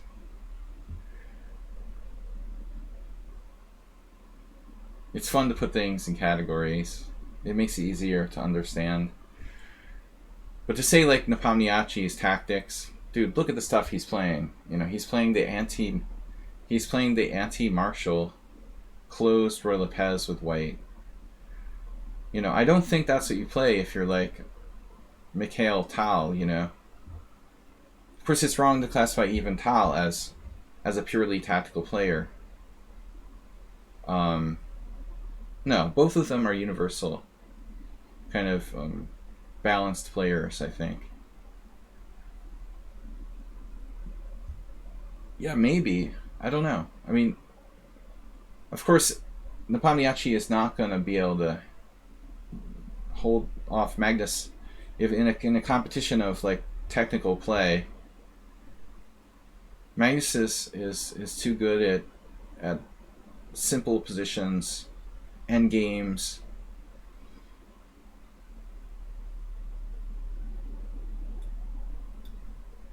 Yeah, I would think he would have a better chance in more complex positions where the variance is higher. I mean, basically. So Nepomniachtchi doesn't want to play the black side of the Marazzi. He wants to play the white side of the King's Gambit. That's what I'm saying. He should want to play positions where both sides have a higher risk of making tactical mistakes. Yeah. But so far, that hasn't been the case. I mean, basically, Nepomniachtchi played very safe variations, but it's also his normal stuff. I mean, I remember he played similar style against Ding Liren in the candidates. He plays what he plays. I mean, I guess the white side of the anti-martial is pretty positional. But I think that Magnus is doing the right thing by playing e4, e5. I actually expected him to play the Berlin, but maybe that was too predictable. I'm certain that Nepomniachtchi, is either going to play an anti-Berlin or have something really well prepared there. The Berlin is very likely to happen. If something went wrong for Carlsen in the... It looks like this is a blunder.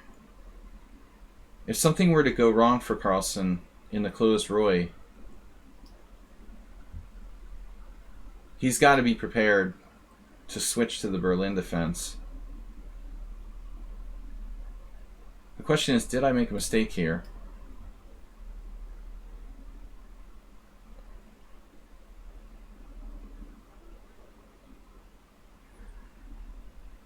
Basically, Carlsen, he doesn't have to win. I mean, he just has to draw and draw and draw and win in rapid or whatever, like he did against Caruana. He doesn't have to take risks. Feels like he's already taking too many risks. I don't really like it. If I was like Carlsen's coach, my advice would be that you're being a little too aggressive right out of the gate, but maybe he wants to kind of make an impression psychologically as the aggressor.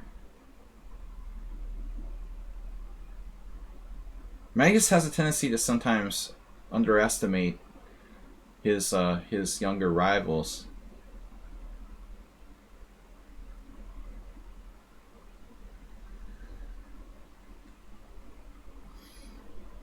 I think Magnus will avoid the Sicilian. That seems like the kind of thing that would improve... well, let's put it this way, Daron. If he were to lose a game, you might see him change strategy. I don't think that Magnus will play the Sicilian unless something bad happens. And he's like behind or something, and he needs to win with black.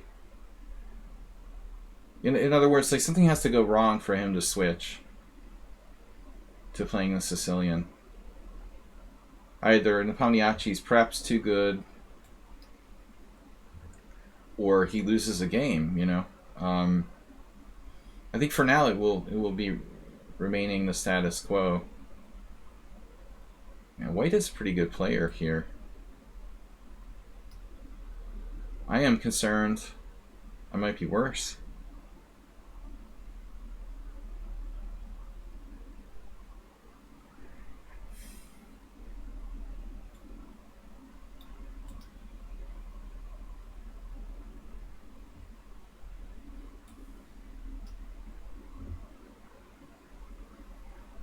Nah, he should have taken that pawn, but he didn't want to break up his pawn structure.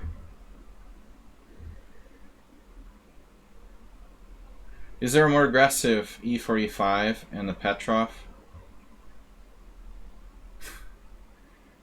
What are you talking about? Okay, the Petrov. Does Magnus play the Petrov? He can play pretty much anything. Maybe does Nepomniachtchi play the Petrov? Does either of them play the Petrov? That's a good question.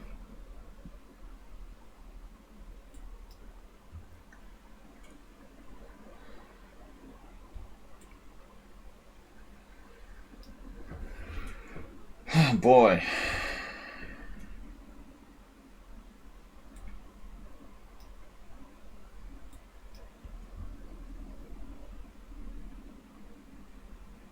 I can't be losing the base of my pawn chain.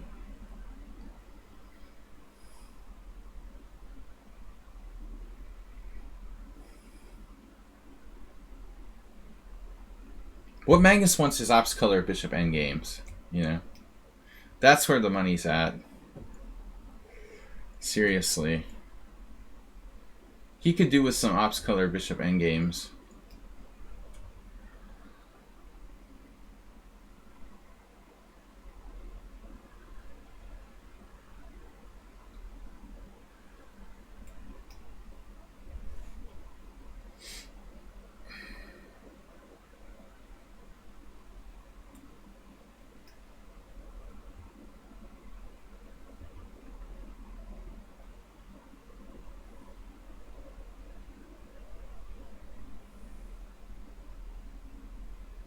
I guess anybody can play the Berlin. It's pretty easy to learn.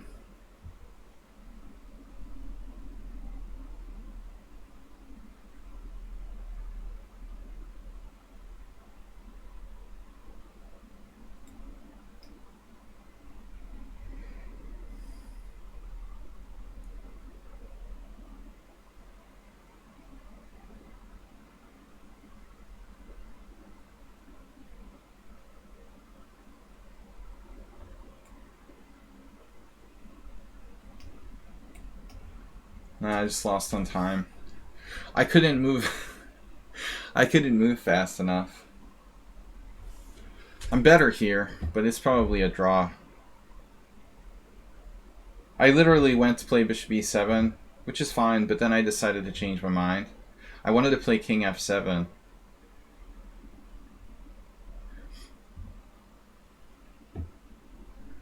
Black's a little better. I would play like rook b6 and try to play bishop h6. If I can relieve my bishop from guarding d6 and play bishop h6, bishop e3, black has some chances to win. I mean, I could transfer my bishop to c5. It looks like it's a tough endgame for white to hold. Well, it's not winning. It's not winning. 1.3 is not winning, but it's like white has to defend like a computer. It's not surprising. I mean, honestly, like my position, I have more space with my king, better king. His king's cut off on the 7th rank. My bishop has more potential because it can get in if I can like free the guard. But I just like tried to take back my move and make a different move in 3 seconds, and I couldn't bring the mouse. I got kind of stuck making my move. So, all right. Anyway, I'm not known for my bullet mouse skills. Thanks, guys, for the games. I'm going to be back tomorrow night. We're going to host a Blitz tournament, and that will be at 7 p.m. 7 p.m. CET with 9-round Blitz tournament tomorrow night. Panda Blitz Swiss. You can join our team, the Panda and Horses Club. The London thematic. I gotta go, guys. It's been fun. Thanks for the games. See you all tomorrow night. And don't forget to join our team, Panda and Horses Club. Thanks to all of you guys for supporting the stream, for subscribing, and just being here to play. We'll see you. We'll see you when you see you. Have a nice day off from the World Championship. Bye-bye.